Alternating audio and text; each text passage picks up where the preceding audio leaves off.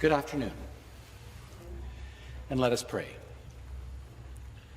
Our Father, who art in heaven, hallowed be thy name. Thy kingdom come, thy will be done on earth as it is in heaven.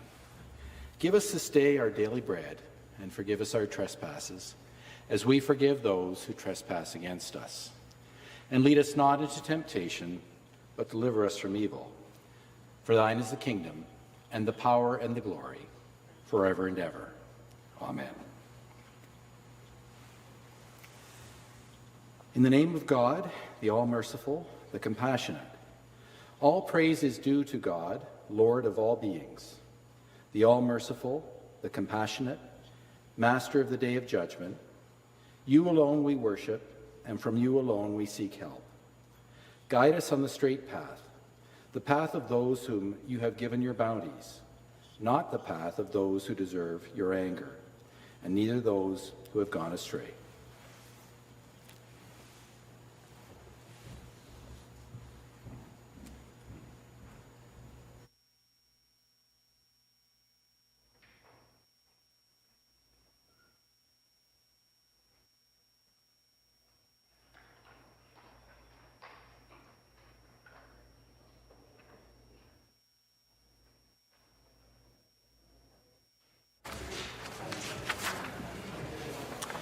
I beg to inform the House that pursuant to Standing Order 9G, the Clerk has received written notice from the Government House Leader indicating that a temporary change in the weekly meeting schedule of the House is required, and therefore the afternoon routine on Wednesday, November 15th, 2023, shall commence at 1 p.m. I beg to inform the House that during the adjournment, the following document was tabled: a report entitled Labour Market Outcomes of Immigrants in Ontario and its Major Cities, from the Financial Accountability Office of Ontario. Introduction of visitors.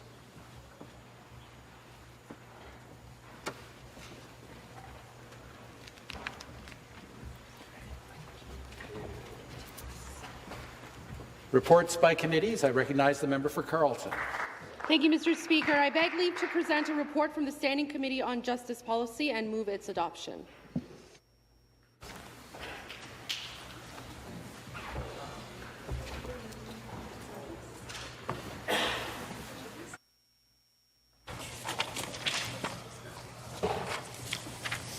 Ms. Gumari from the Standing Committee on Justice Policy presents the committee's report as follows and moves its adoption. Your committee begs to report the following bill without amendment. Bill 139, an act to amend various acts. Shall the report be received and adopted? Agreed? Agreed. Agreed. The bill is therefore ordered for third reading. Reports by committees. Introduction of government bills. I recognize the Minister of Labour, Training and Skills Development. Thank you, Speaker. I move that leave be given to introduce a bill entitled An Act to Amend Various Statutes with Respect to Employment and Labour and Other Matters, and that now be read for the first time.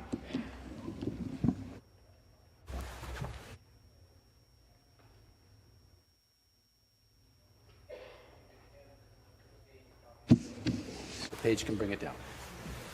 Thank you.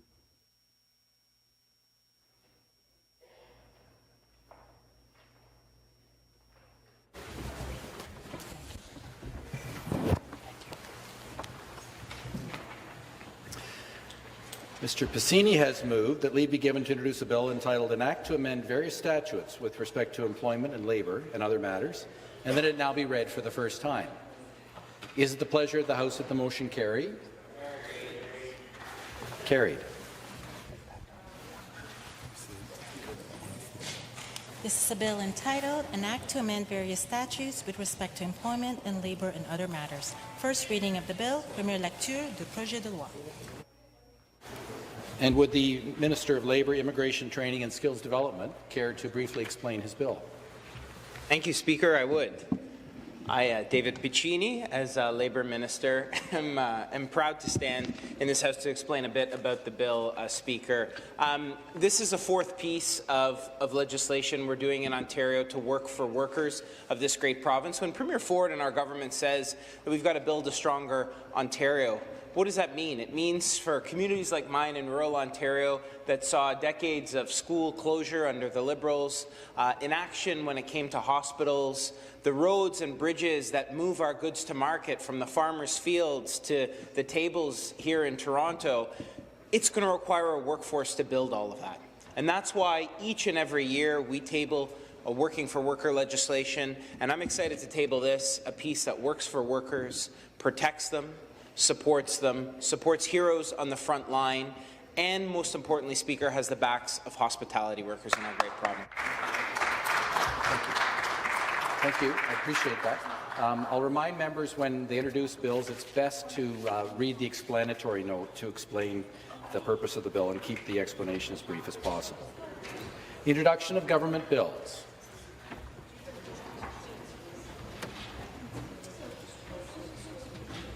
Introduction of bills. I recognize the member for University Rosedale. Thank you, Speaker. I move that leave be given to introduce a bill entitled An Act to Revive Winchester Design Build Inc. and that it now be read for the first time.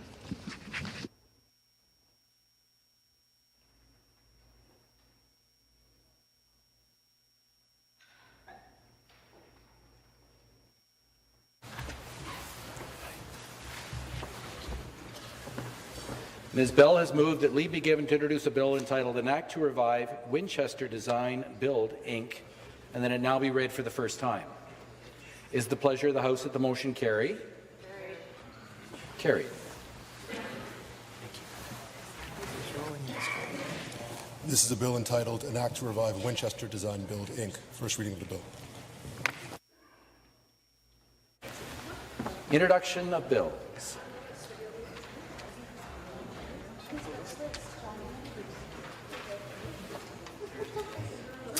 Statements by the Ministry.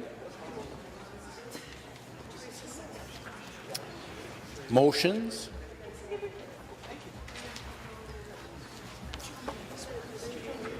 Petitions.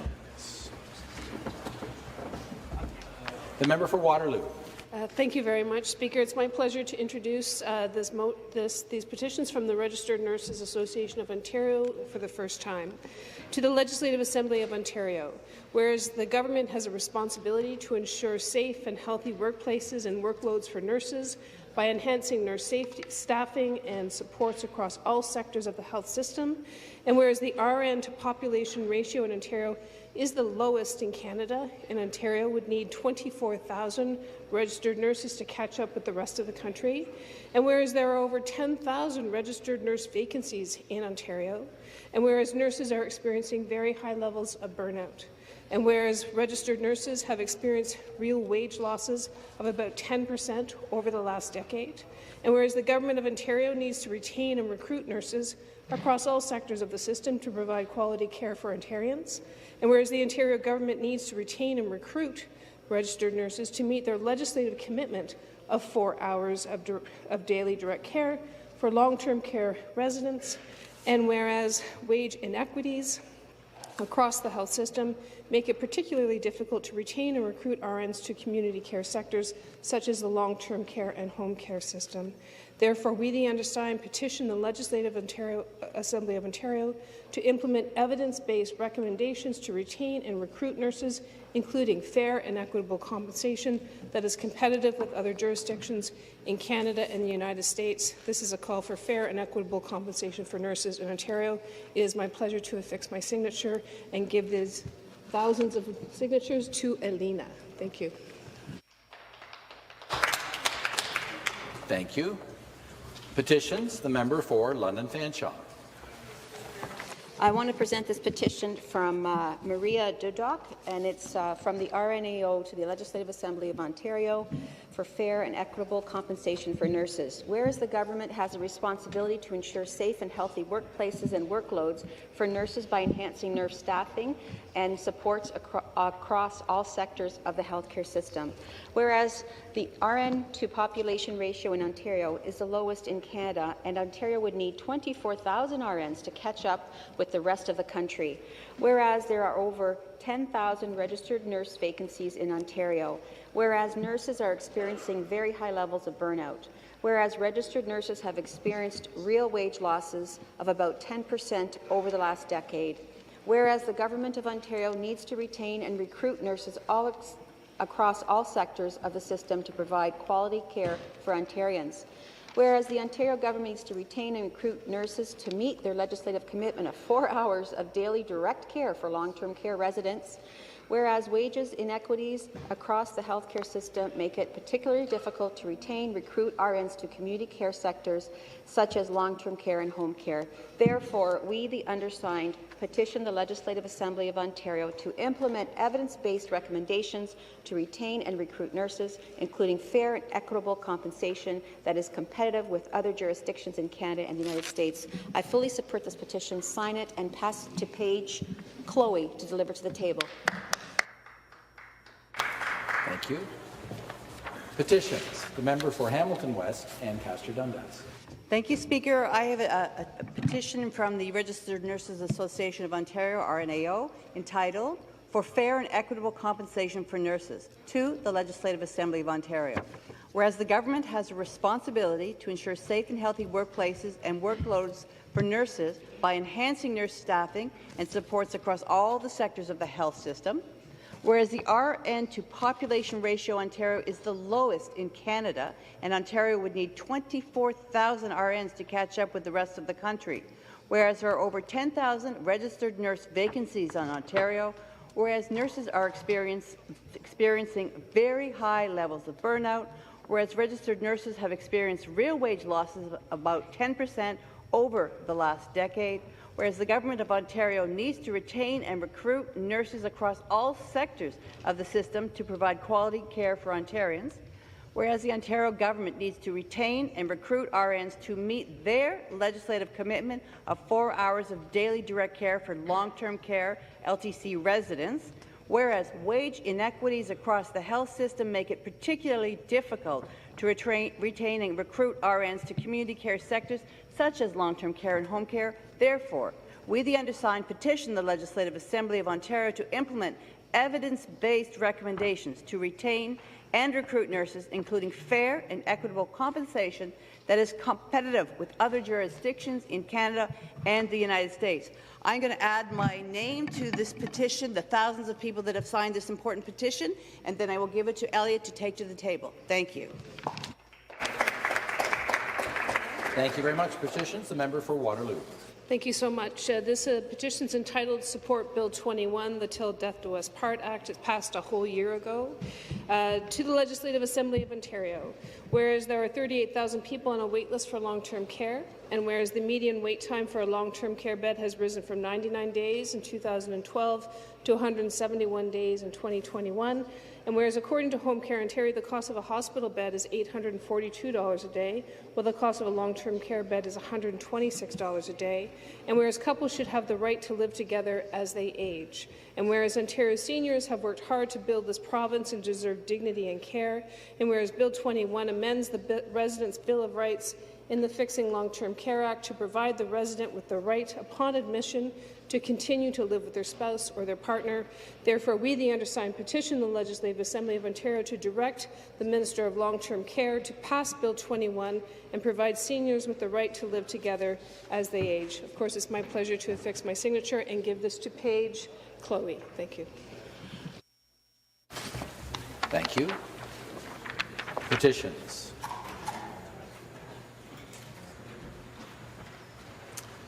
The member for Waterloo.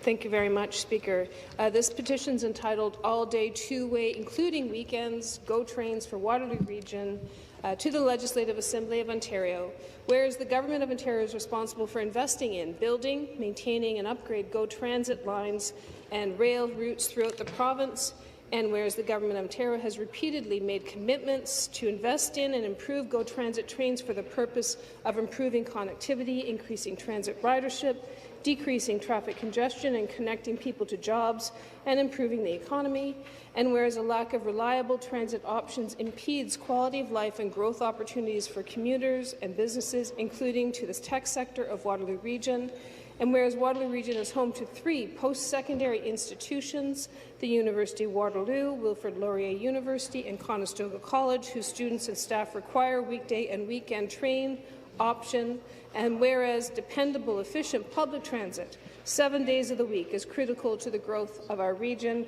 Therefore, we, the undersigned, petition the Legislative Assembly of Ontario to provide a firm funding commitment and a clear timeline for the delivery of frequent, all-day, two-way GO service along the full length of the vital Kitchener-GO corridor. It's my pleasure to affix my signature and give this to Paige Alina. Thank you. Petitions. The member for Ottawa Centre. Speaker, I have a petition here that comes from neighbours in Old Ottawa East and Ottawa Centre, and it reads, a new plan for the 417 Canal Bridge replacement to the Legislative Assembly of Ontario. After more than 5 years of work, the Ministry of Transportation Ontario has a new preferred option for replacing the deteriorated 417 bridge over the Rideau Canal that would require 90-week-long detours of Colonel By Drive and Queen Elizabeth Driveway traffic beneath the bridge. On the Old Ottawa East side, drivers, pedestrians and cyclists would have to take a detour using Main and Hawthorne on the Glebe Centretown side. They'd have to take Elgin and Argyll. The consequence would be Main, Hawthorne, and Elgin Argyll would have far more traffic than they're designed for. Sorry, I should have said be it resolved that. My apologies, Speaker. For resulting in lengthy delays and more dangerous conditions for pedestrians and cyclists. MTO has conducted insufficient traffic studies to assess the impact of their preferred option. Be it further resolved that the MTO consultation on the bridge replacement has not satisfied some of the affected Ottawa downtown neighbourhoods. Notification and consultations for the wider Ottawa population who may use these routes daily have been unsatisfactory. Information provided by MTO to other orders of government about community consultations impacts organizations like Parks Canada, the National Capital Commission, and the City of Ottawa municipal departments. Be it further resolved that in 2019, MTO presented a plan for the bridge replacement that had no substantial detours. 3 years later, this new plan is being presented with details in the documentation posted online of November 2022, claiming it was necessary to save the 2 buildings at or near the northwest corner of Hawthorne and Echo. The bridge replacement project is not likely to happen. Be it further resolved that the bridge replacement project is not likely to happen for another 4 to 5 years, but it is just at that time Old Ottawa East will be recovering from the massive Greenfield Main Hawthorne construction project. We, the undersigned, petition the Legislative Ontario to direct the Ministry of Transportation Ontario to develop construction alternatives for the Rideau Canal Bridge replacement project that do not include long-term traffic diversions on either Queen Elizabeth Driveway or Colonel By Drive, as well as to have open consultations with local communities and with other government agencies already engaged in this process prior to completing a transportation environmental study report for the ongoing environmental assessment process. I want to thank the neighbours in Old Ottawa East for this very detailed petition, Speaker, and I will send it to the clerk's table with Paige Lee. Thank you. Petitions. The member for Humber River, Black Creek. Thank you, Speaker. I'm proud to read this petition in support of our registered nurses here in Ontario. It's entitled For Fair and Equitable Compensation for Nurses. To the Legislative Assembly of Ontario, whereas the government has a responsibility to ensure safe and healthy workplaces and workloads for nurses by enhancing nurse staffing and supports across all sectors of the health system, whereas the RN to population ratio in Ontario is the lowest in Canada, and Ontario would need 24,000 registered nurses to catch up with the rest of the country, whereas there are over 10,000 registered nurse vacancies in Ontario, whereas nurses are experiencing very high levels of burnout, whereas registered nurses have experienced real wage losses of about 10% over the last decade, whereas the Government of Ontario needs to retain and recruit nurses across all sectors of the system to provide quality care for Ontarians, and whereas the Ontario government needs to retain and recruit RNs to meet their legislative commitment of 4 hours of daily direct care for long-term care residents. And finally, whereas wage inequities across the health system make it particularly difficult to retain and recruit RNs to community care sectors such as long-term care and home care. Therefore, we, the undersigned, petition the Legislative Assembly of Ontario to implement evidence-based recommendations to retain and recruit nurses, including fair and equitable compensation that is competitive with other jurisdictions in Canada and the United States. I, of course, will be signing this petition and will be giving it to Paige Harris. Thank you very much. Petitions. The member for Nickel Belt. Thank you so much, Speaker. And I would like to thank Charles Tossell from Sudbury, who sent me these petitions. Saving organs to save lives. Whereas Ontario has one of the best organ transplant programs in the world, whereas there are currently 1,600 people waiting for a life-saving organ transplant in Ontario, whereas every 3 days, someone in Ontario dies because they can't get a transplant in time. Whereas donating organ and tissue can save up to 8 lives and improve the lives of 75 people. Whereas 90% of Ontarians support organ donation, but only 36% are registered. Whereas Nova Scotia has seen increase in organ and tissue transplant after implementing a presumed consent legislation in January 2020. They petitioned the Legislative Assembly as follows: to change the legislation to allow a donor system based on presumed consent as set out in MPP Gélinas Bill 107, Peter Cormos Memorial Act, Saving Organs to Save Lives. I support this petition, Speaker. Will affix my name to it and ask Paige Alina to bring it to the clerk. Thank you. Petitions. Member for Nickel Belt. Thank you, Speaker. And I would like to thank Claire Redmond from Chelmsford in my writing for these petitions. Protect kids from vaping. Whereas very little is known about the long-term effect of vaping on youth, whereas aggressive marketing of vaping products by the tobacco industry is causing more and more kids to become addicted to nicotine through the use of e-cigarettes, whereas the hard lesson learned about the health impact of smoking should not be repeated with vaping, and the precautionary principle must be applied to protect youth from vaping. And whereas many health agencies and Physicians for a Smoke-Free Canada fully endorse the concrete proposal aimed at reducing youth vaping, including in Bill 151, they petitioned the Legislative Assembly as follows: to call on the government to immediately pass Vaping is Not for Kids in order to protect the health of Ontario youth. I fully support this petition, Speaker. Will affix my name to it and ask Alina to bring it to the clerk. Thank you. Petitions. The member for Nickel Belt. I would like to thank Natalie and Alan Whistle from Chesford in my constituency for this petition.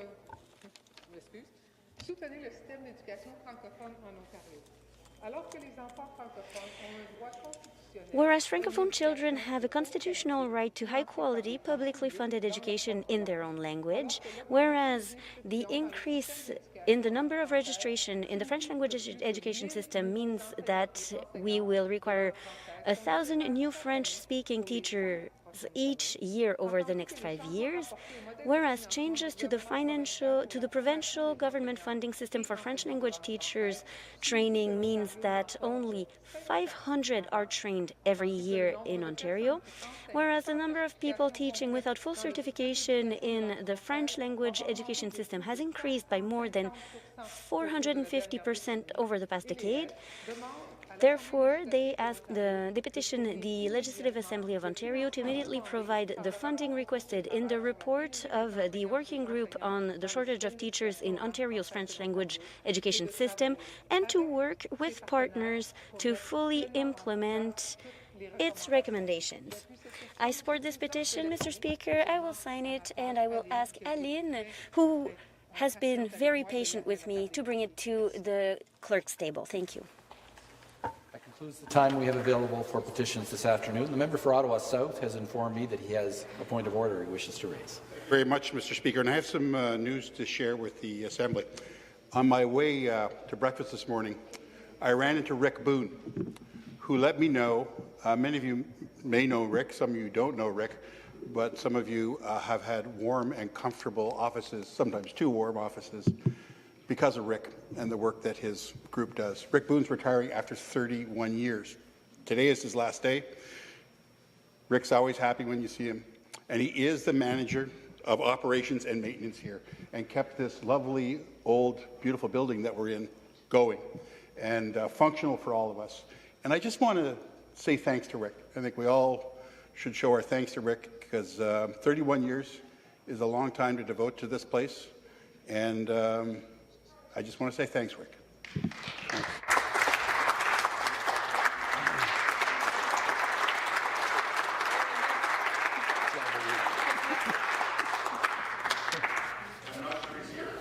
Okay, he's in the building for sure. We know that. And technically not a point of order, but we appreciate the information and the tribute nonetheless. Thank you. Orders of the day. I recognize the Minister of Finance. Mr. Speaker, Order G-146. 146, second reading of Bill 146, an act to implement budget measures and to enact and amend various statutes. Mr. Bethlen Falvey. And I recognize the Minister of Finance to move second reading of the bill. Mr. Speaker, I move second reading of Bill 146, an act to implement budget measures and to enact and amend various statutes. Mr. Bethlen Falvey has moved second reading of Bill 146, an act to implement budget measures and to enact and amend various statutes. Would the Minister of Finance care to lead off the debate? He would, Mr. Speaker, and thank you for the offer. Mr. Speaker, I will be sharing my time with the member from Bruce Grey Owen Sound, who I see over there, and the member from Oakville, who's right behind me, who I see right there. And Mr. Speaker, today I rise to speak to the second reading of the fall bill, Building a Strong Ontario Together Act, Budget Measures 2023. The measures in this bill continue our responsible, targeted approach that will help get Ontario through the uncertainties of today and build critical infrastructure in communities right across the province, while also laying a strong fiscal foundation for future generations. Mr. Speaker, Ontario is seeing significant growth. Monsieur le Président. Mr. Speaker, Ontario sees a very good growth at the moment. 100,000 more people came to the province last year, and 4,400 more businesses operate in our province today compared to last year. Our population is growing, jobs are being created, and companies are choosing Ontario as a place to do business. But we cannot take this good news for granted. This is because the world today is marked by rising geopolitical and economic global uncertainty. Now more than ever, it is important to remain fiscally disciplined, responsible, and flexible so that we can emerge from these uncertainties stronger than ever before. We must continue with our plan to build a strong Ontario, and, Madam Speaker, we must do it together. Madam Speaker, our plan is guided by two key pillars: building Ontario and working for you. Underscoring these pillars is our government's prudent and responsible fiscal plan that includes a path to balancing the budget. I can say we are focused on responsibly eliminating Ontario's deficit while delivering on the priorities of the people and businesses of Ontario. Due to a slowing economy impacting revenues and an increased need for flexibility to respond to risks, our government is now projecting a $5.6 billion deficit in 23-24. Madam Speaker, we are maintaining a path to balance and following a projected $5.3 billion deficit in 24-25. Our government is forecasting a surplus of $500 million in 2025-2026. As we have done since day one, we will continue to be transparent with the people of Ontario about the fiscal outlook of this province. Every 90 days, I'm out before the people of Ontario to provide an update on our finances. And we have received 6 clean, unqualified opinions from Ontario's Auditor General ever since we came into government.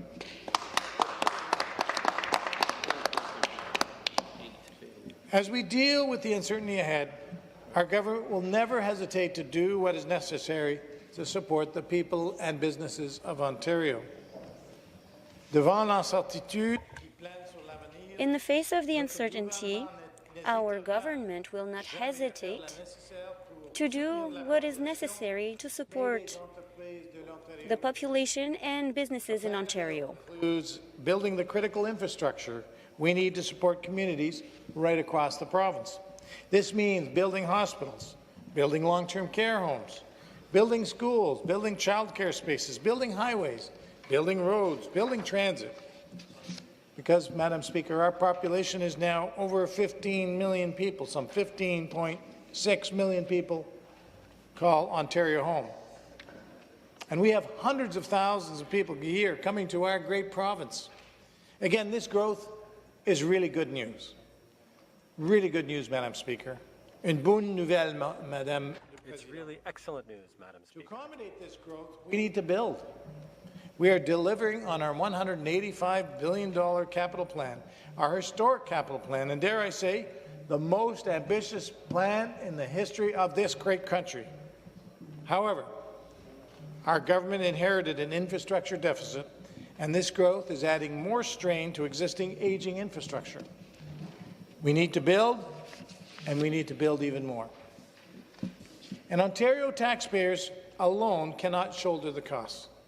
That is why we are launching the Ontario Infrastructure Bank, modeled on similar institutions and jurisdictions around the world. The Ontario Infrastructure Bank will attract pension plans and other trusted institutional investors to help finance essential infrastructure that otherwise would not get built.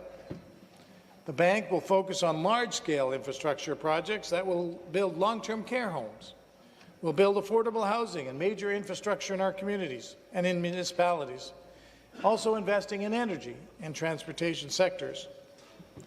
This will give the world-class pension funds that call Canada home, such as the Maple 8, the opportunity they've been looking for to invest workers' savings right here in Ontario.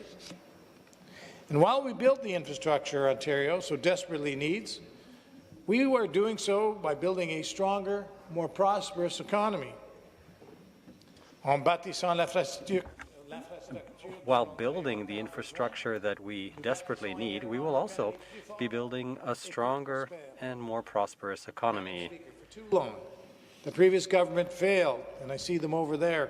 They failed to seize Ontario's critical minerals. The opportunity, despite the value that these minerals can bring to this great province. Key to us building the economy of the future is unlocking Northern Ontario's critical minerals. Would you agree? Absolutely. Absolutely, says the member right beside me. You know, unlocking these minerals will help bring investments and better jobs with bigger paychecks to Ontario.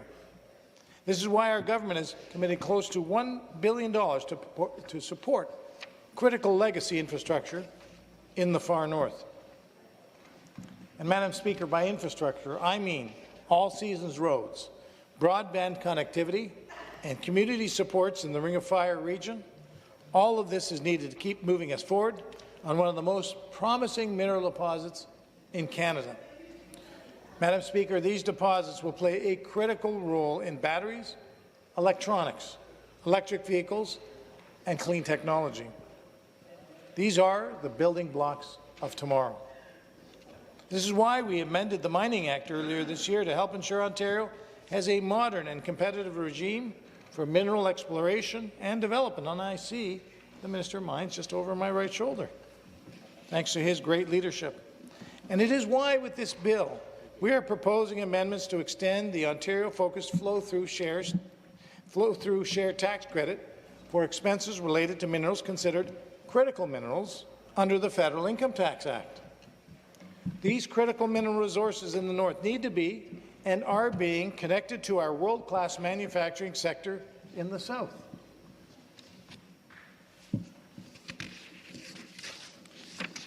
And so, Madam Speaker, we must continue to grow the province's manufacturing sector and create the conditions to attract new investments. Madam Speaker, the Liberals decimated manufacturing in Ontario. Between 2004 and 2018, Ontario's manufacturing sector saw a decline in employment of over 300,000 workers.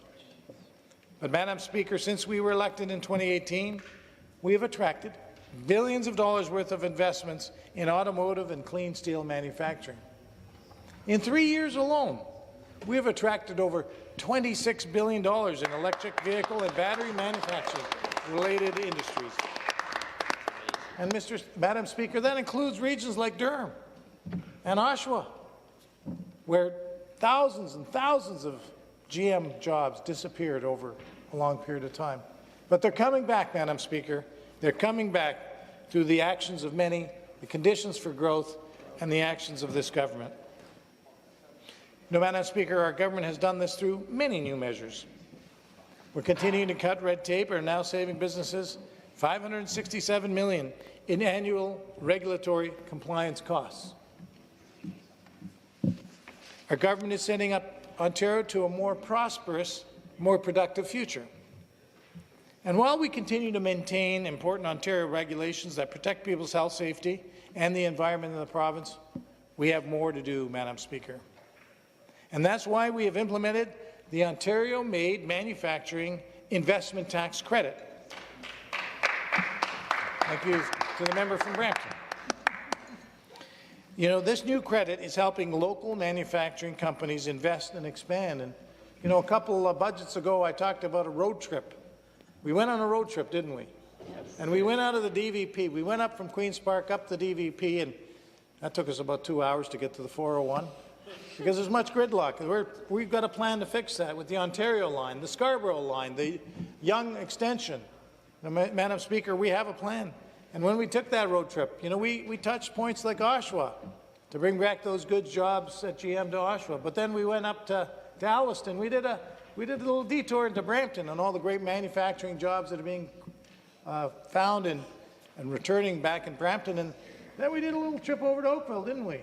We did a little Oakville trip and went to say hi to our member there, but we also dropped in on Ford, who's bringing back good jobs, good paying jobs, and electric vehicle manufacturing jobs in Oakville. And of course, we went down to southwest Ontario and said hello to our couple MPPs out there and made a little pit stop in St. Thomas, where one of the largest car companies of the world has announced a $16 million square foot operation to bring thousands of jobs to southwest Ontario. But we didn't stop there. We kept going.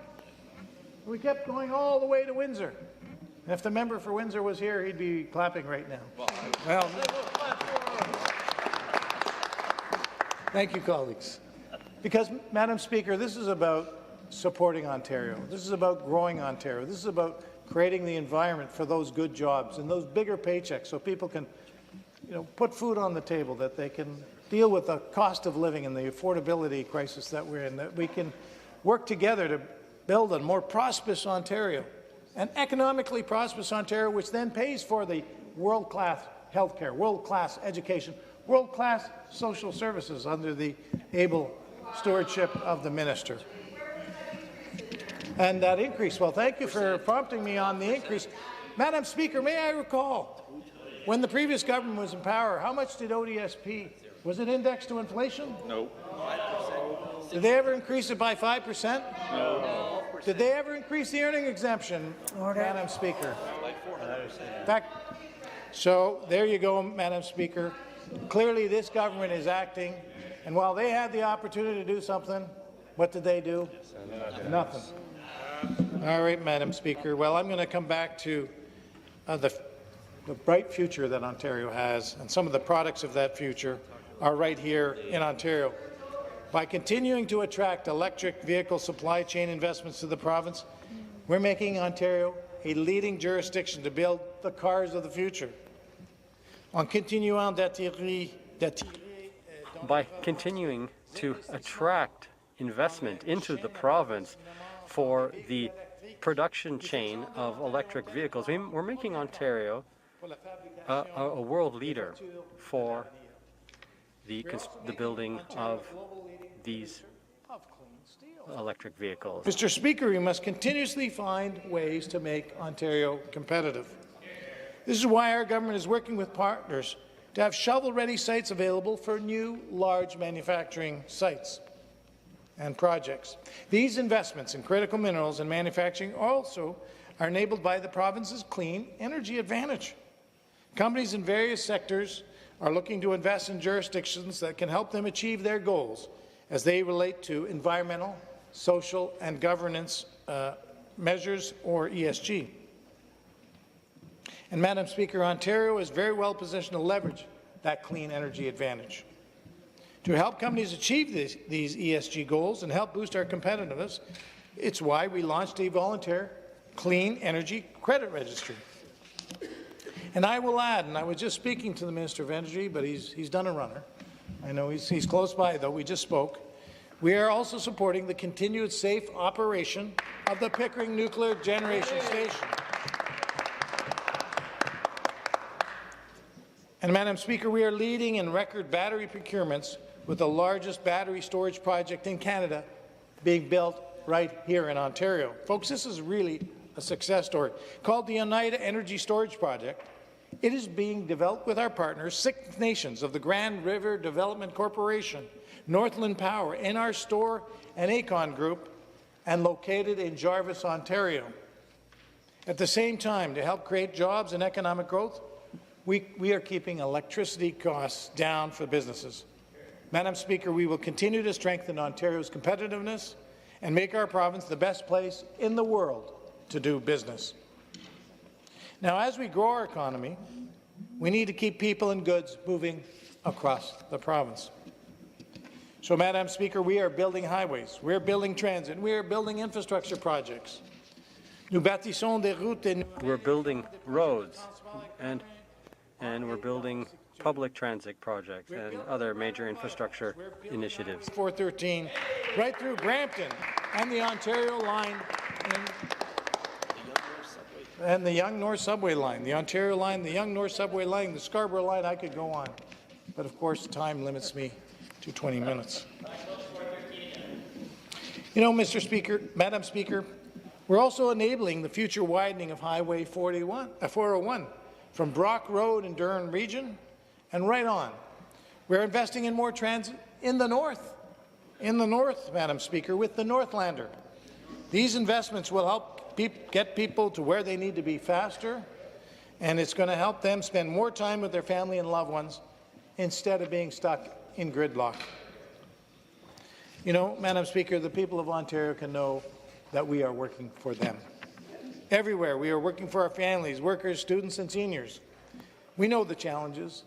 As we help create jobs across the province, we still face a persistent labour shortage, such as in key sectors, such as healthcare and construction, particularly those, education workers, skilled trades, and many other significant sectors. That's why we're investing an additional $75 million over the next 3 years in our Skills Development Fund, the wildly successful Skills Development Fund, Madam Speaker. And we're also providing an additional $224 million to leverage private sector expertise and expand training centres and union-led training halls so we can help prep skilled workers for the jobs of not only today, but for the jobs of tomorrow.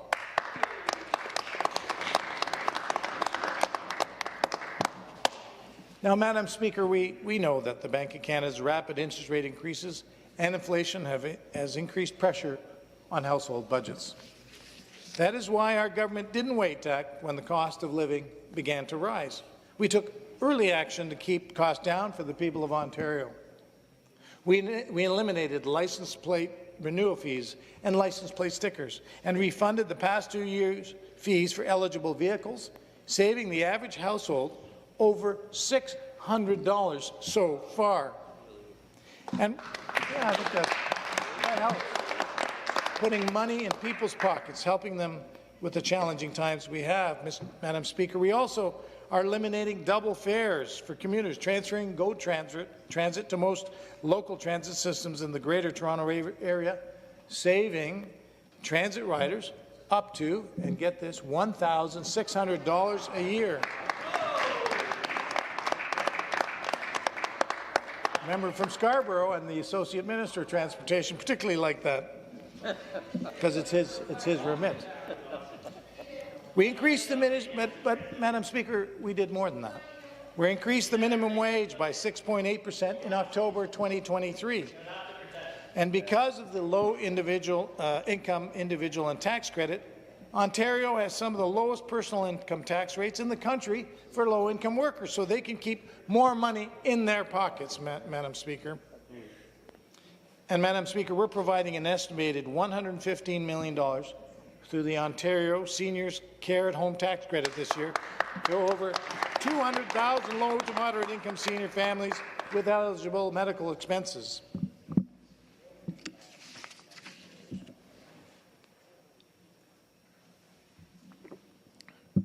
And Madam Speaker, we temporarily cut the gas and fuel tax rates. You know, and contrast that with a city and a government down the road in Ottawa, where the carbon tax is hitting many people hard. Many people hard. Because we know that inflation remains high and people and businesses continue to feel the pressure, especially, as I just said, as the federal government's carbon tax continues to make everyday essentials more expensive. Passing this bill would extend the gas and fuel tax rate cuts to June 30th of 2024. And if passed, this would see savings to households of $260 on average since the tax rate cuts were first introduced. Madam Speaker, despite the uncertainty facing the world today, I'm confident in the future of Ontario, its economy, its workers, its people. Madame le Président, Madam Speaker, despite the uncertainty that faces us in the world, I'm confident in Ontario's future. I'm confident in its economy, its workers, and in its people. We've seen before what the people of this province can accomplish when we come together. Madam Speaker, we can overcome any obstacle in our way. And by passing this bill, Madam Speaker, the members of this House can help us build a strong Ontario together. Merci beaucoup. Thank you. Thank you. Thank you. I recognize the member for Oakville. Thank you, Madam Speaker. It's a pleasure to be able to speak in the House today on Bill 146, and it's a real honour to share my time with the Minister of Finance and the member from Bruce Grey, Owen Sound. Second, I want to congratulate the Minister and his staff at the Ministry of Finance for their incredible hard work and dedication in putting together a strong economic plan to build a strong Ontario. I'm proud to be part of such a great team. Speaker, it is my pleasure now to rise and speak in support of the bill before us today, Building the Strong Ontario Together Act 2023. This bill and its measures support our plan, our responsible, targeted approach that provides the flexibility Ontario needs to help address ongoing economic uncertainty. A plan that will help build critical infrastructure in growing Ontario communities while laying a strong fiscal foundation for future generations. As the Minister had already mentioned, our government's work has structured key themes that help drive our strategy. Better services for you is one of those themes. As we have shown time and time again, our government is improving public services, making it more convenient and faster for the people of Ontario to access them. For example, we have made it faster, easier, and more convenient for people and businesses to access driver's licenses, health cards, birth certificates, and many other services. When it comes to health care in Ontario, Our government is connecting people to convenient care closer to home through their OHIP card and never through their credit card. Thanks to our government's plan, the wait list for surgeries has been reduced by more than 25,000 from the peak at March 2022. Pharmacists can now prescribe treatment for 19 common ailments. We are tirelessly building on that plan. Our government announced a plan to invest $1 billion over 3 years to get more people connected to care in the comfort of their own home and community through the 2022 budget. Fast forward to today, and we are now accelerating investments to bring home care funding in 2023-2024 up to $569 million. This includes more than $370 million to support home and community care workers through rate increases and investments to hire more care workers. This funding will also expand home care services and improve the quality of care. This is just the beginning. Just a few weeks ago, our Deputy Premier and Minister of Health, and alongside our great Minister of Finance, announced that we are expanding access to breast cancer screening for women aged 40 to 49.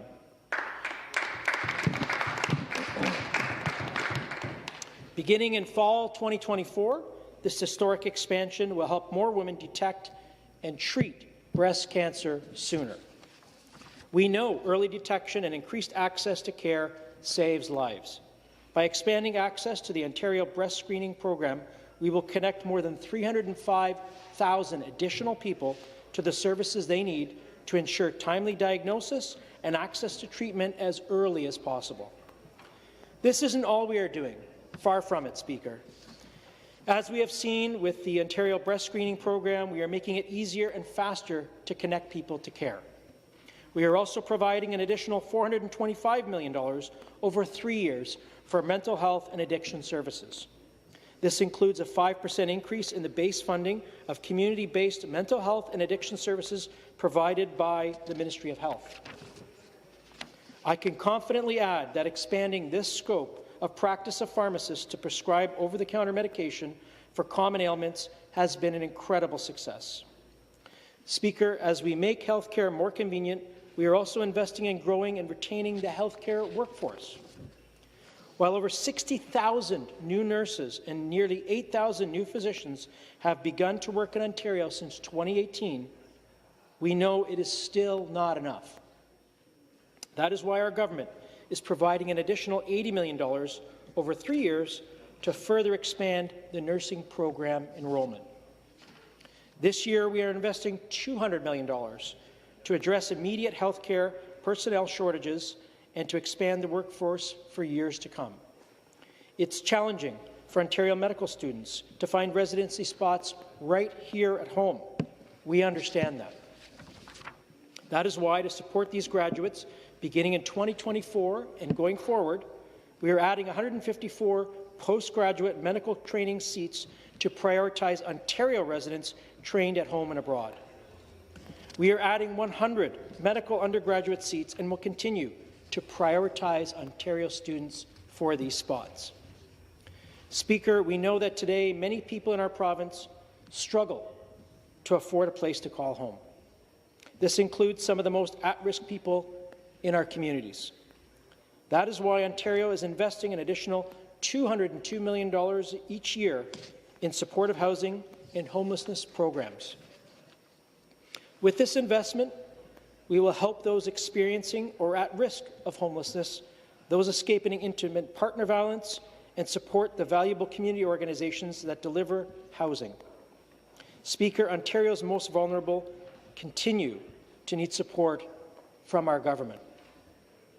At a higher risk of being trafficked or experiencing homelessness, or our youth leaving the child welfare system, it is this population in mind that our government had in providing $170 million over 3 years to the Youth Leaving Care program, to ensure youth leaving provincial care are set up for success.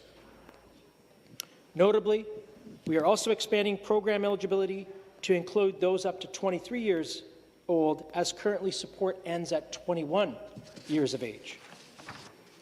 Speaker, as noted in the fall economic statement released by the Minister earlier this month, our government is continuing to do its utmost to build Ontario and work for the people of Ontario. Our efforts to build Ontario and work for you are supported and moved forward by the statutory changes contained in this bill today. I'd like to take a few minutes to shine the spotlight on some of the more notable efforts by this government to support our plan. We are protecting communities and unlocking new housing opportunities with $200 million over 3 years in a new Housing Enabling Water Systems Fund. This funding is for the repair, rehabilitation and expansion of a variety of municipal water infrastructure projects. We are providing an additional $100 million to the Invest Ontario Fund for a total of $500 million, which will enable Invest Ontario to help attract more leading companies to this great province, further support businesses already here, and create good paying jobs in communities right across the province. Invest Ontario is the government's investment attraction agency. We also announced in our March budget the Ontario-made Manufacturing Investment Tax Credit. This credit will help Ontario's manufacturers lower their costs, innovate, and become more competitive, offers an estimated $780 million in income tax support over 3 years. That's not all, Speaker. We are strengthening Ontario's position as a global leader across the electric vehicle or EV supply chain. We have done this by attracting over $26 billion in the last 3 years in transformative automotive and EV battery-related investments from global automakers, parts suppliers, and EV battery and materials manufacturers. And we are taking steps to strengthen Ontario's position as a global leader in mining as well. With this bill before the House, we are proposing to enhance the Ontario-focused flow-through share tax credit eligibility to help stimulate the critical mineral exploration and improve access to capital for small exploration companies. If passed, the change would start with the 2023 tax year and add $12 million per year in tax credit support to Ontario's critical minerals mining industry. Touching on what the minister spoke of, Speaker, we are building on Ontario's clean energy advantage and meeting growing electricity demand today and into the future. We are doing this by supporting the refurbishments of Darlington and Bruce nuclear generating stations and the extension of the Pickering nuclear plant to 2026. Also, by supporting the building of North America's first grid-scale small modular reactor, starting pre-development work for a large-scale nuclear station, planning strategic new transmission lines, and procuring long-duration storage projects. We are doing this by committing an historic $185 billion over 10 years, including $20.7 billion in the 2023-2024 toward Ontario's plan to build. This bill under discussion today includes a measure that, if approved, will help move forward our plan. Here I refer to the proposed amendments to the Construction Act. These proposals would allow for lower minimum bonding requirements for projects that do not involve private financing, to help attract more contractors to bid on capital projects, fostering and diversifying market competition. You see, we are investing and building. This includes investing more than $48 billion over 10 years in health infrastructure, supporting the more than 50 hospital projects that would add 3,000 new beds over 10 years to improve access to reliable, quality care. Totaling an historic $6.4 billion since 2019 is our planned investments to build 30,000 new long-term care beds and upgrade more than 28,000 existing beds across the province by 2028. To build new schools, add childcare spaces, and modernize school infrastructure, we are investing $22 billion over 10 years. This school year alone, 21 new schools and additions have opened, creating 7,000 new student spaces, including 6 French language school projects. And we are making progress towards creating 86,000 new, high-quality, affordable childcare spaces by 2026.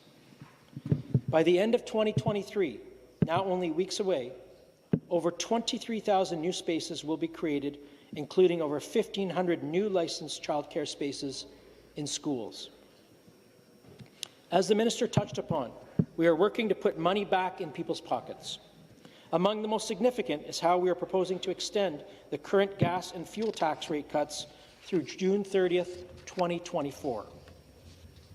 This proposed change, along with gas and fuel tax cuts already in place, would save households $260 on average since the cuts were first implemented in July 2022. Another step in our government's plan to help the people of Ontario find and afford a place to live is how we are encouraging builders to construct more rental units. We are encouraging construction of new purpose-built rental housing by taking steps to remove the full 8% provincial portion of the HST on qualifying projects. Together with federal actions, this would remove the full 13% HST on qualifying new purpose-built rental housing. We are also supporting people who are on the go. We are eliminating double fares for most local transit when using GO Transit services and increasing Presto discounts for youth and post-secondary students, all while providing riders with more options and convenient ways to pay. Another way we are helping people is by increasing the general minimum wage to $16.55 per hour, a 6.8% pay raise to help workers and their families keep up with the rising costs. This year, we are putting $550 on average back in the pockets of more than 200,000 low to moderate income senior families with eligible medical expenses. This includes expenses that support aging at home through the Ontario Seniors Care at Home tax credit. We are also building at least 1.5 million homes by 2031.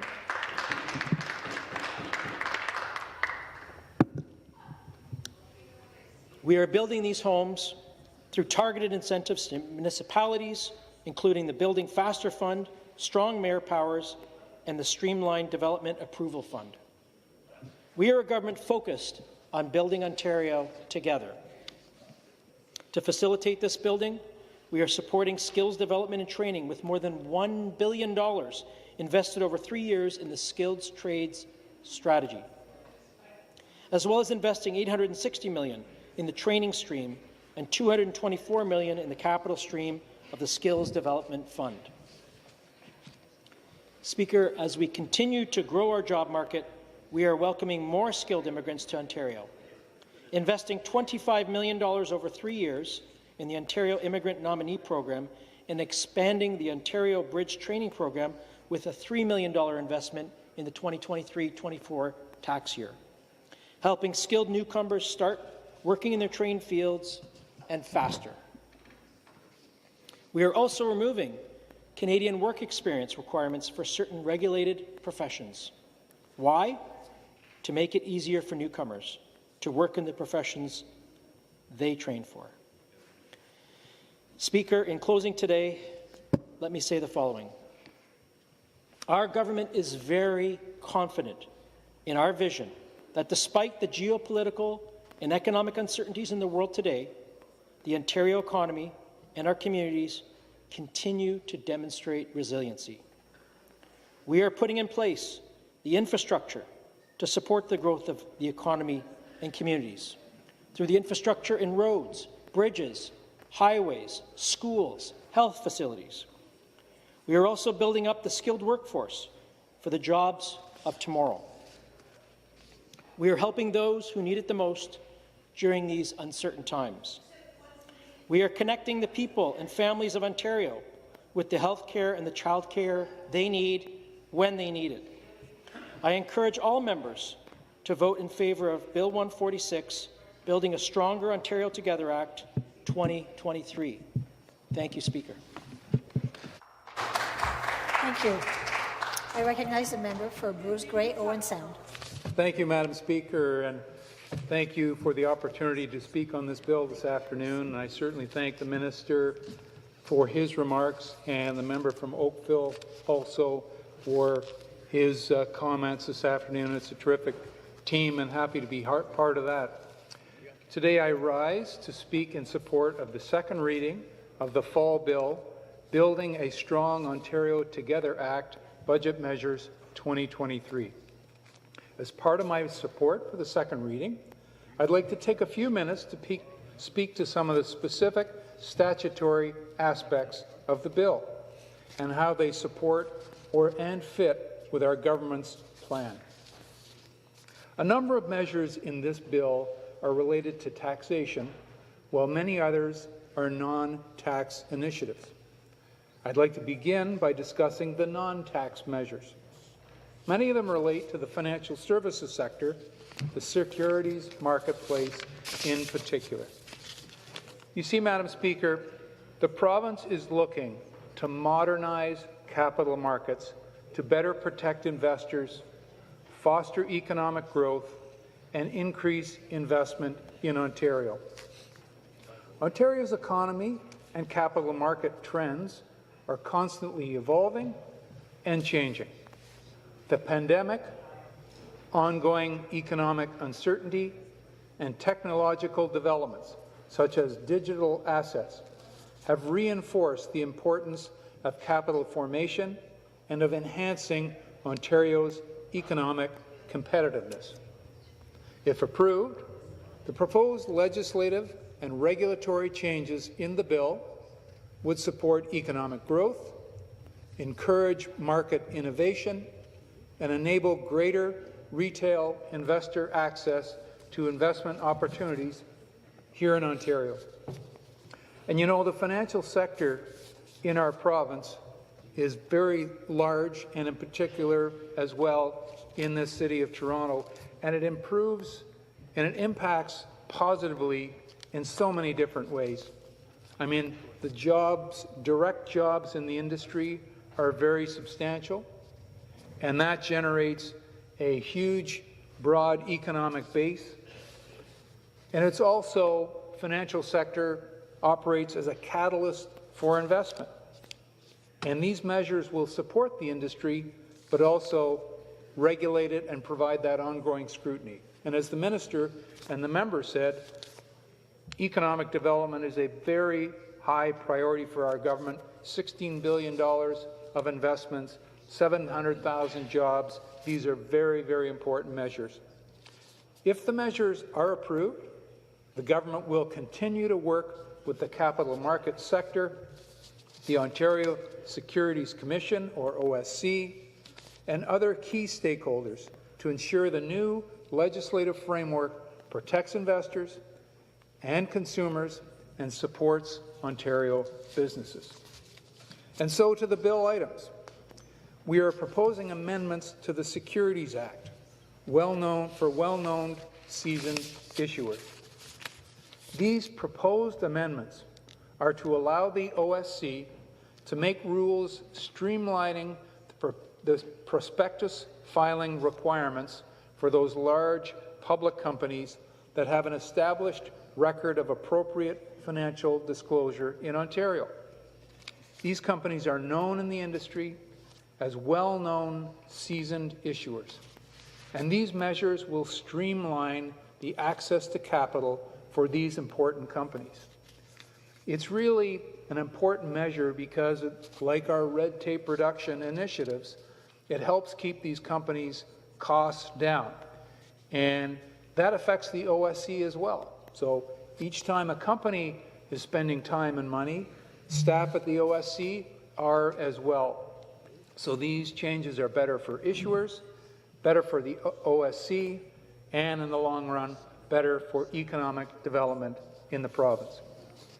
We're also proposing amendments to the Securities Act and Commodity Futures Act to address automatic and streamline reciprocal orders. These proposed amendments are to provide that orders and settlements made by Canadian regulators outside of Ontario apply automatically in Ontario as if made by the OSC.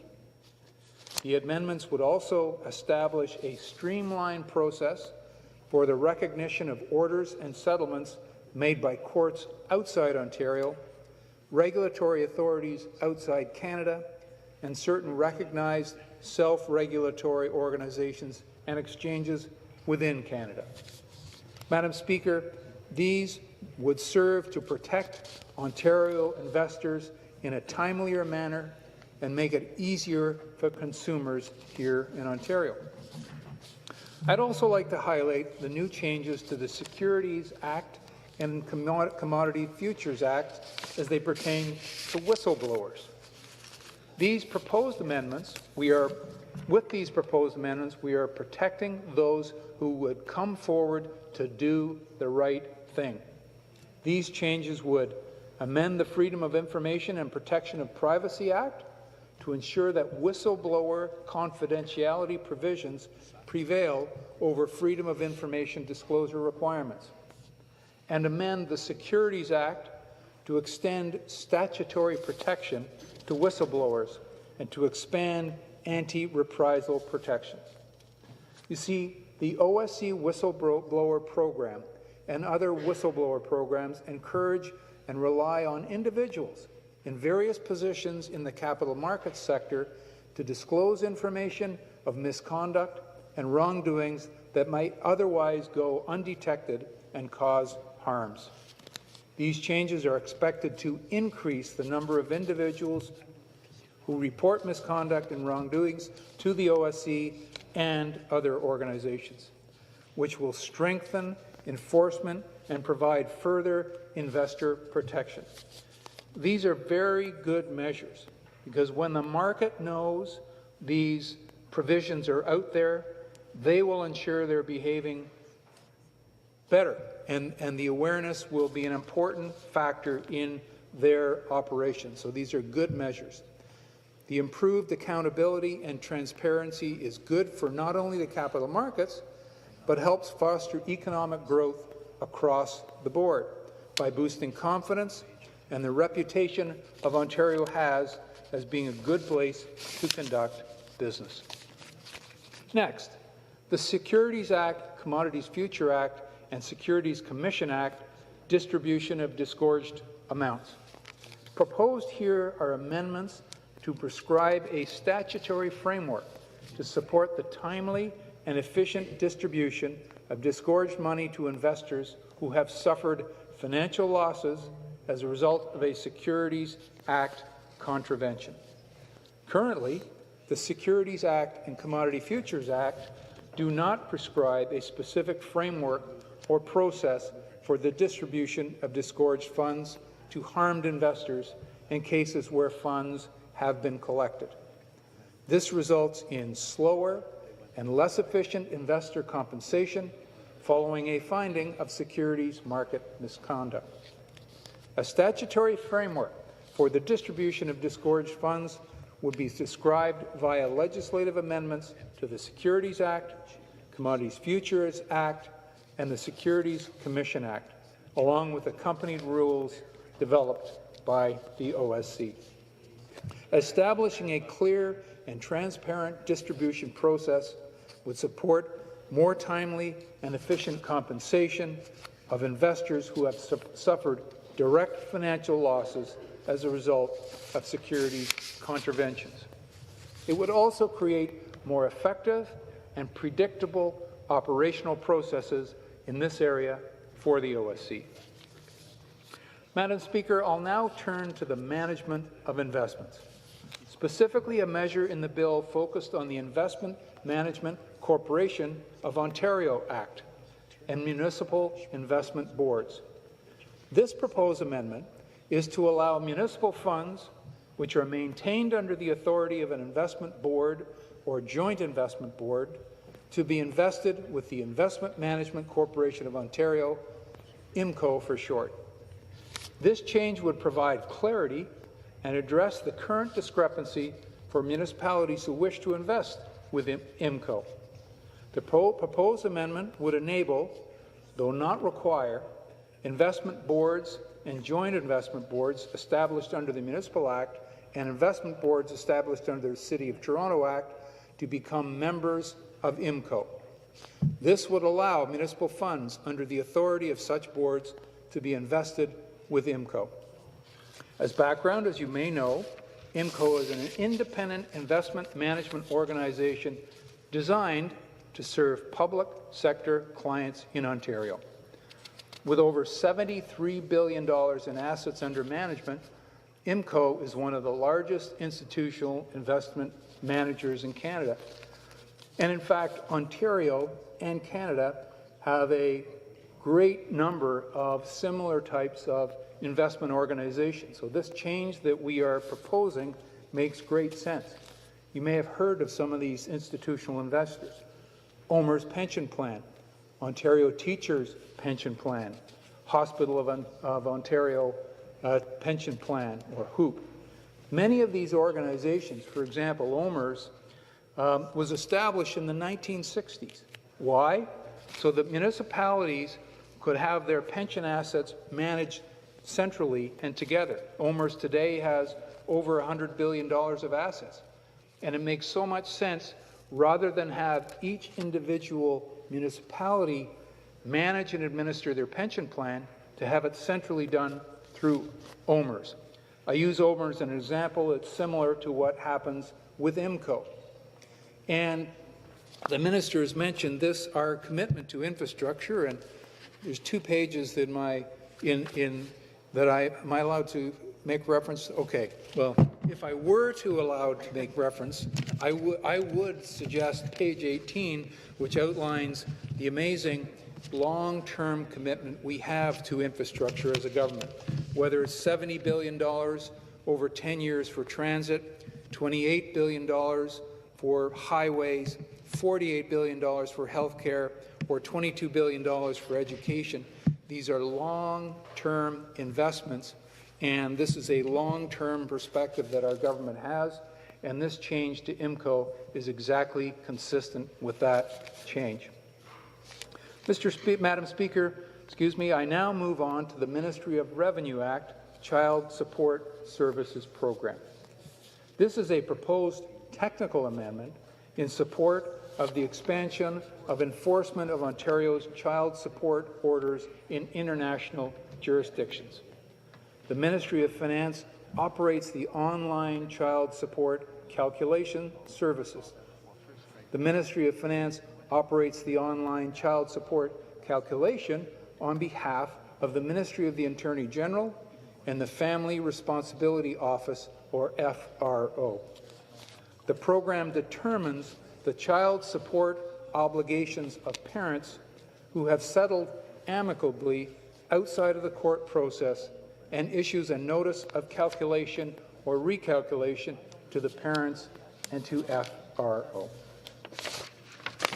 Madam Speaker, another measure in the bill would provide the government with the spending authority it requires to carry on operations.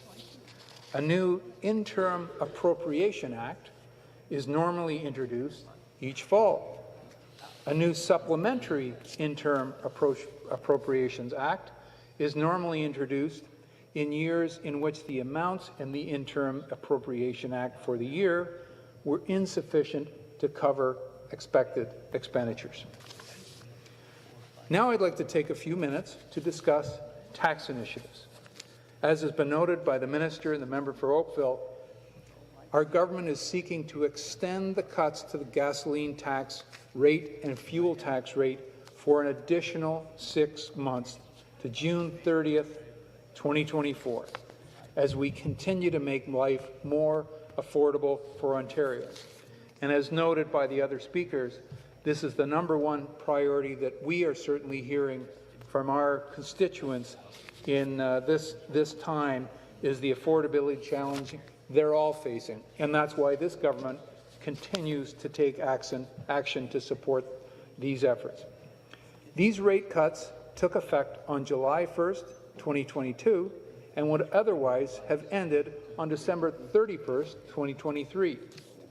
This change is proposed in the continuation of our government's priority of keeping costs down for the people of Ontario. Madam Speaker, our government is unlocking the economic potential of critical minerals and finally building all-season roads in the ring of fire in partnership with Indigenous communities. Critical minerals are the key to positioning Ontario as a global economic powerhouse ready to seize the electric vehicle revolution and energy transition and be a serious player amidst the geopolitical change. And has been noted by the other speakers, the investment commitments that have been made to Ontario are so exciting. $26 billion in these industries, which is going to be a generational investment for jobs and economic development in our province.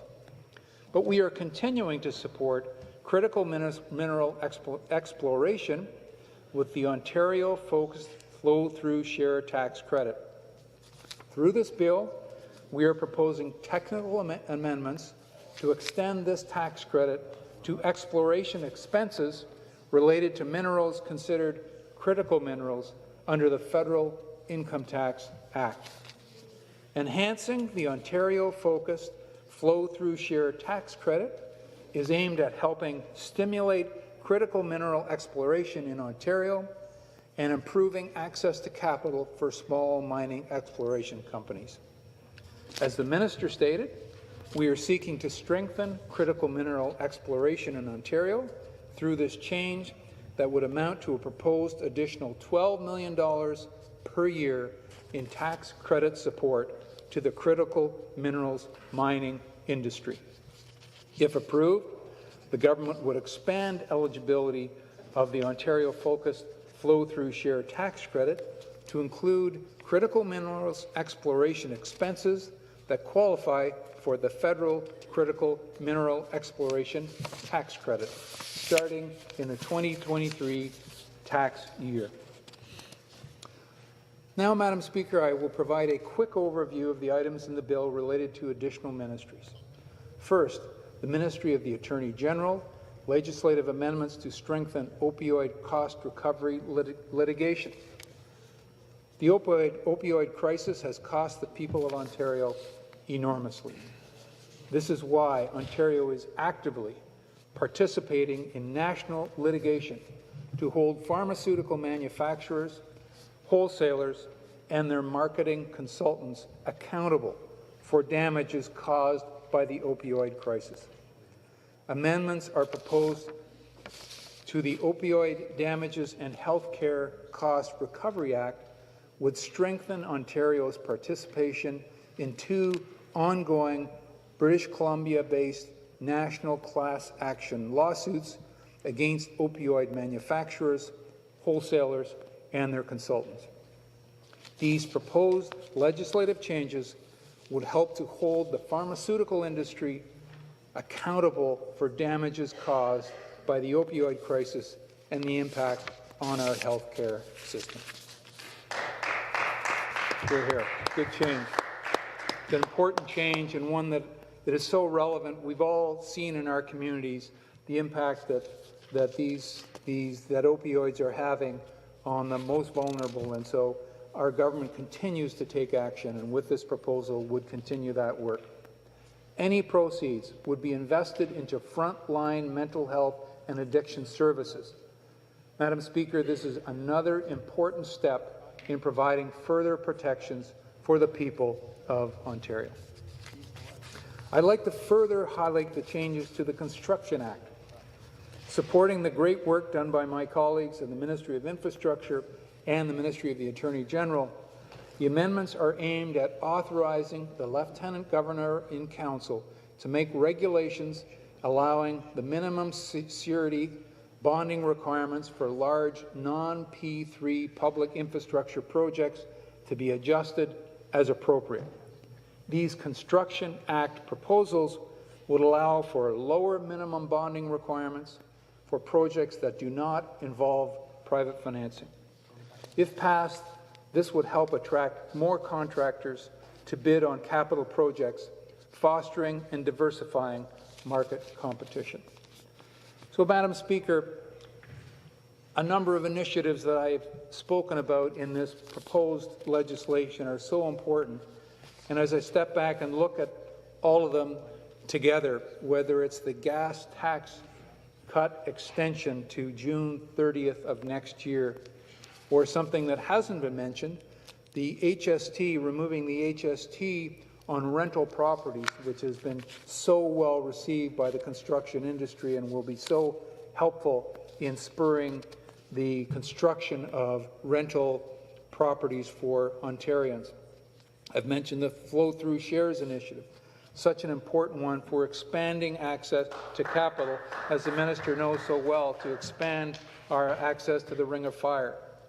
Target benefit pension plans also included as measures in this proposed legislation, which would enhance the benefits potentially available to construction workers for building a pension that they don't currently have. And so much of our spending on an ongoing basis, if I were allowed to reference the book, which I know I am not, if you were to look at page 7, the ongoing commitments in healthcare spending of over $81 billion this year. Education, $34.7 billion this year. And post-secondary education, $12.1 billion. Children, community and social services, $19.4. On and on the list would go if only I were able to access that document. It's so important, but it underlines our government's commitment to spending and, more importantly, to serving the needs of Ontarians that need it the most. And as well, Ontario Infrastructure Bank has been mentioned, and being an important new investment partner for the outstanding current investment pension funds and others will be so important. And as the minister noted, whether it's in long-term care or energy or other sectors, making sure there's capital available for the good projects that need to be developed. Madam Speaker, our plan is working.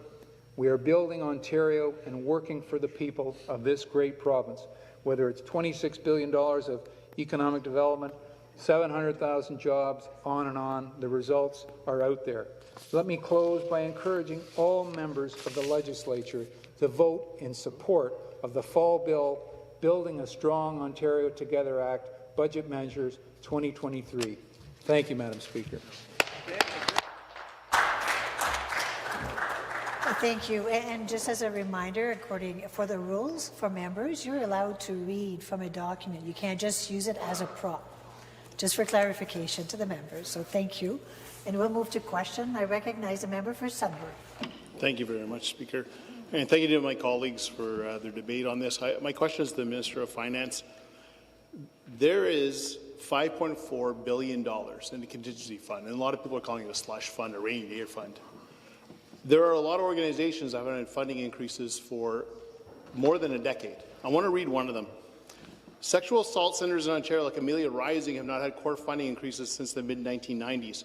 When people take the brave step to call our centre for help, they face a 5-month waitlist for services. Staff positions have decreased year after year, while demands for services increase exponentially. Amelia Rising will potentially close and continue to reduce services unless this is addressed. What will the community look like without this essential service? Financial control is a commonly used tool used by perpetrators to silence and control their victims. This is exactly the tactic the government has used to silence a centre like ours, and irony not lost on us.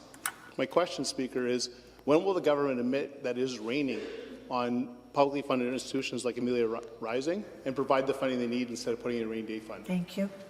In response, the member from Bruce Bay. Thank the member for the question and understand the focus that has been placed and passed on the contingency fund, and the member's right that it has been enhanced in this document, and that is my opinion and this government's opinion, the practical and right thing to do. The risks out there for the economy and otherwise, you talk to 10 people, you'll get 10 different answers on what the future looks like. That's all the more reason why it is prudent to have a contingency fund that will be put to work if needed. And that's the important factor here. But the important answer, the real answer, is back to the spending that has been outlined by our government, whether it's health care or education or any other social programs. That's the real response that we have to these programs. And thank you very much, Madam Speaker. Thank you. Next question, the member for Thornhill. Thank you, Madam Speaker. I want to thank the parliamentary assistants and the minister for presenting, and I'm quite pleased to hear that there will be a surplus estimated in the 25-26 year, $500 million. And these are positive steps, but we're also aware that the federal government has decided to pause the carbon tax on one type of home heating, used mainly in Atlantic Canada, and increase the tax on other types of home heating, like lower-emitting natural gas here in Ontario. And this is concerning as a taxpayer in Ontario. And perhaps the member from Oakville can advise what sense this brings, or what the federal government should be doing, and what our government is doing to reduce the costs for hardworking taxpayers in Ontario. Thank you. The member for Oakville. Yeah, thank you to the member from Thornhill. Very good question. The federal government, as you are aware, has reduced the carbon tax in Atlantic Canada for heating oil. Well, that was politically motivated with a caucus revolt from Atlantic Canada. What our government is trying to do is help all the people of Ontario by reducing costs where possible. We've obviously lobbied the federal government to eliminate the carbon tax, which is a very punitive tax on all the hardworking people across this province and across this great country. But we've been taking other steps to make life more affordable. The minister mentioned in his remarks today that we will be extending the gas tax cut until June 30th, 2024. That is an enormous tax savings to all the people of Ontario that heat their homes or drive their cars, take their kids to soccer practice, go to work every day, as many of us do here on the cars. That's a big savings to all the people of Ontario. There's many other programs we've put in place as well to help the people, but that's certainly a good start, and I hope that the opposition will support us and support this fall economic statement. Thank you. Next question. The member for London Fanshawe. Thank you, Speaker. The Minister talked about childcare in this budget, but the Ontario Coalition for Better Childcare, the Association for Early Childhood Educators, other experts and workers, they've been warning this Conservative government that the $10 a day childcare program is under threat because the low pay and the working conditions. The average ECE stays in that position just 3 years. And the minister had the education minister consulted with these experts. Overwhelmingly, they said that the results were that they should pay ECEs more. Ontario is only one of 4 provinces that hasn't implemented a salary scale or a wage grid. So I'd like to ask the minister, where in Bill 146 is there an establishment of a salary scale for at least $30 per hour for registered ECEs and $25 for non-RCEs to get this program back on track? Thank you. The member for Bruce Grey-Owen Sound. Thank you, Madam Speaker, and I thank the member for the question. And we all know how important childcare services are in our constituencies and how important they are to working families these days. Having that access to have your kids looked after with the quality of care that they deserve and you deserve is so important. And that's why our government reached out and made a deal with the federal government for $13 billion for childcare support in the province. And it's so important, the direct economic benefits to the families of working parents from this program. I acknowledge the member's point. This is a difficult and challenging current economic circumstances, and we'll continue to look at the compensation levels across the board for these areas and understand that. But our government's focus on the affordability and supporting Ontarians through so many different measures is a key factor to consider. Thank you. Thank you. Next question, the member for Nepean. Thank you very much, Speaker.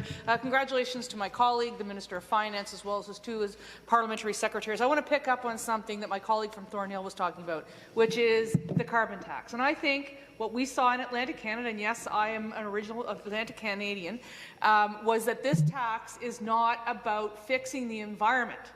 He has proven, he being the Prime Minister of Canada, that that tax is nothing but a political tax on everything. And I want to know how this budget, this fall economic statement, is going to support Ontario families who are right now struggling with high interest rates, who right now are worried about losing their job, and right now are concerned about the high prices not only of gas, but also the groceries at our grocery store. How are we helping them as the Trudeau Liberals continue to shove more taxes down our throats?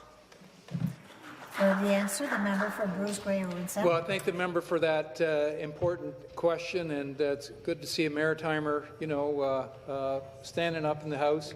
But she's absolutely right, Madam Speaker, that the federal government's carbon tax, and the member outlined some of the key issues that are involved there, it goes into the prices of everything that's made in Ontario, whether it's your food, and farmers have no ability to find other options for them, so they're forced to pay this tax.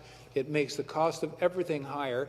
Imagine the gas pumps at 14 cents a litre. They're finally, it would be in the 20s if that were removed now. And what we're doing, we have consistently taken a view to remove the provincial taxes off fuel for the time being. That's what we've done. Specific measures, in addition to many others, to support Ontarians in this challenging time. Thank you. Next question.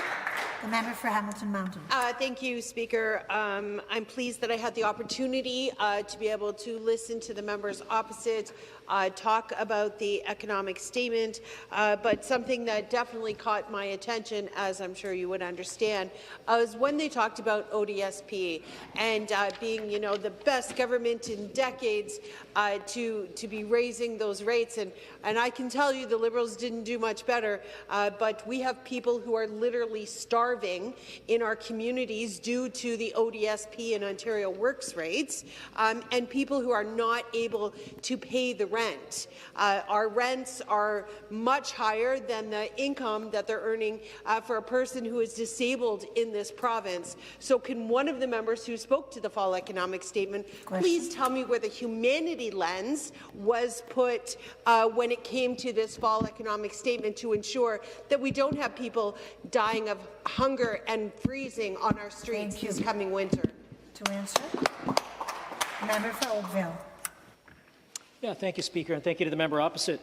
The member opposite is probably aware that we've not only had one increase where we did have the 5% increase in the ODSP some time ago, but we also increased it by 6.5% in July. If you add the two together, 11.5% increase. That's the largest increase in the province's history, full stop. Okay, so that is an enormous increase. Secondly, we also increased the threshold for our workers to be able to go out there and work, collect ODSP, and not be taxed. A lot of employers in the past, employees would not be able to continue working past a certain number of hours because they were taxed. So we've increased that threshold so they can go out there and work. So the Government of Ontario has the people with ODSP's backs. Thank you, Speaker.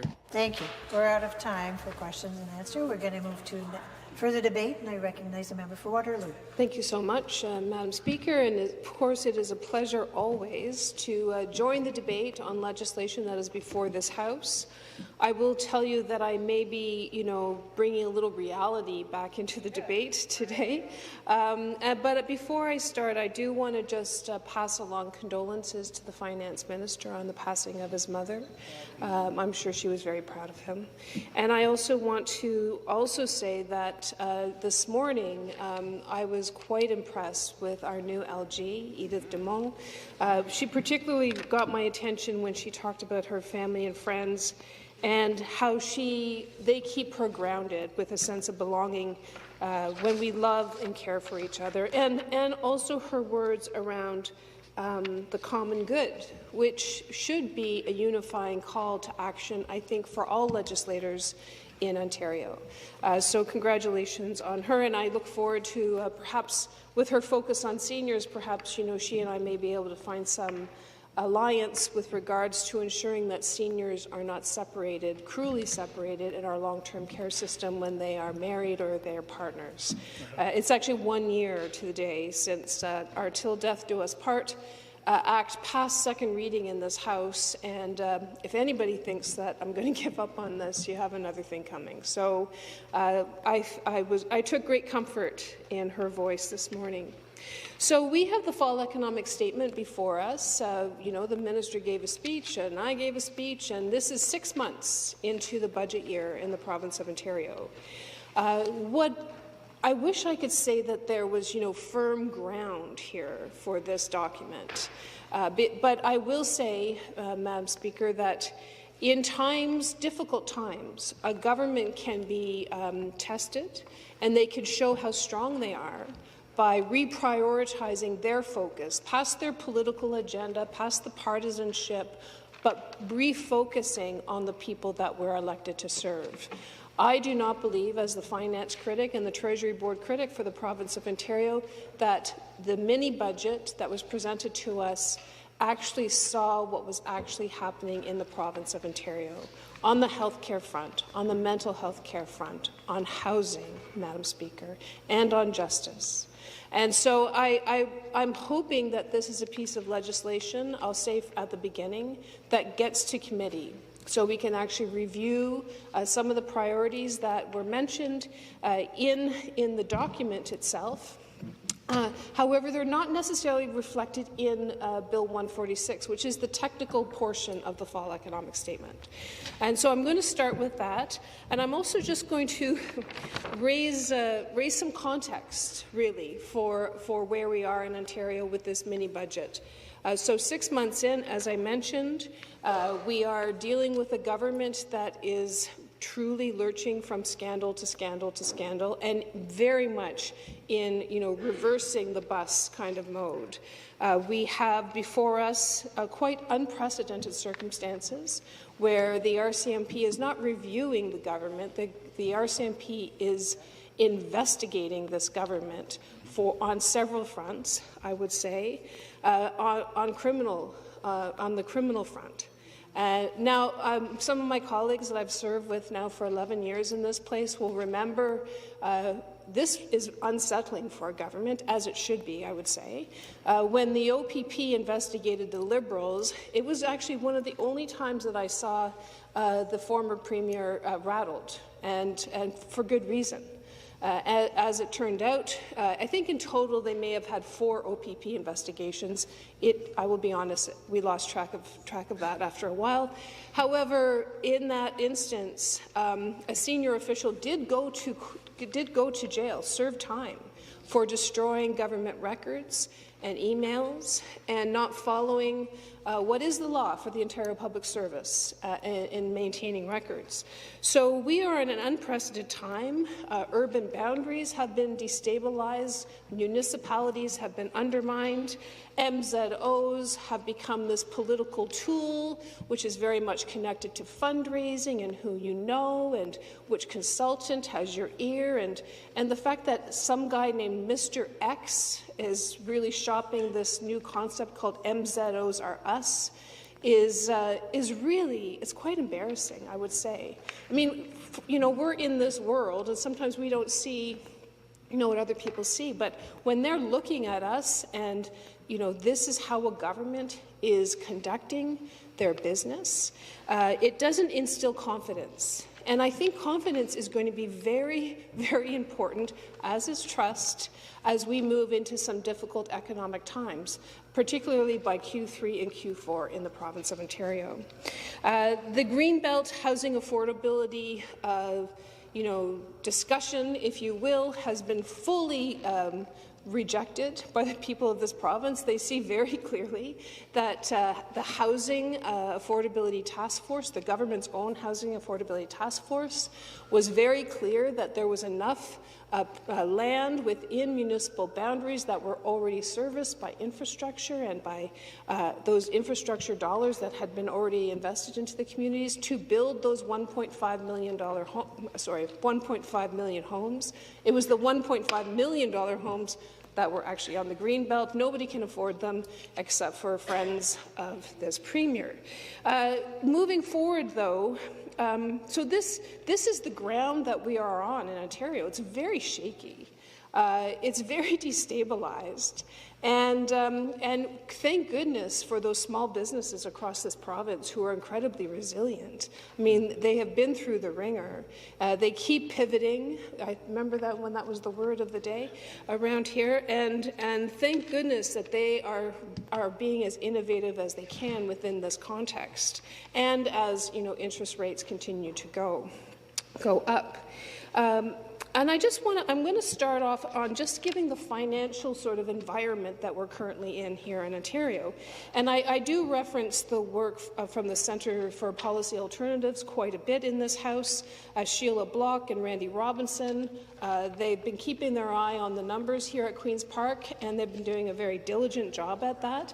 And they see government as a trustworthy, they try to see the government of the day as trustworthy, that the investments are being done strategically, where the return on those investments serve the people of the province, who we, just in case anybody's forgotten, we are elected to serve those interests. So, and they go on to say, by now, most Ontario budget watchers have learned to take provincial budget projections with a handful of salt. The deficit forecast, for starters, is pure accounting fiction. And then they go on.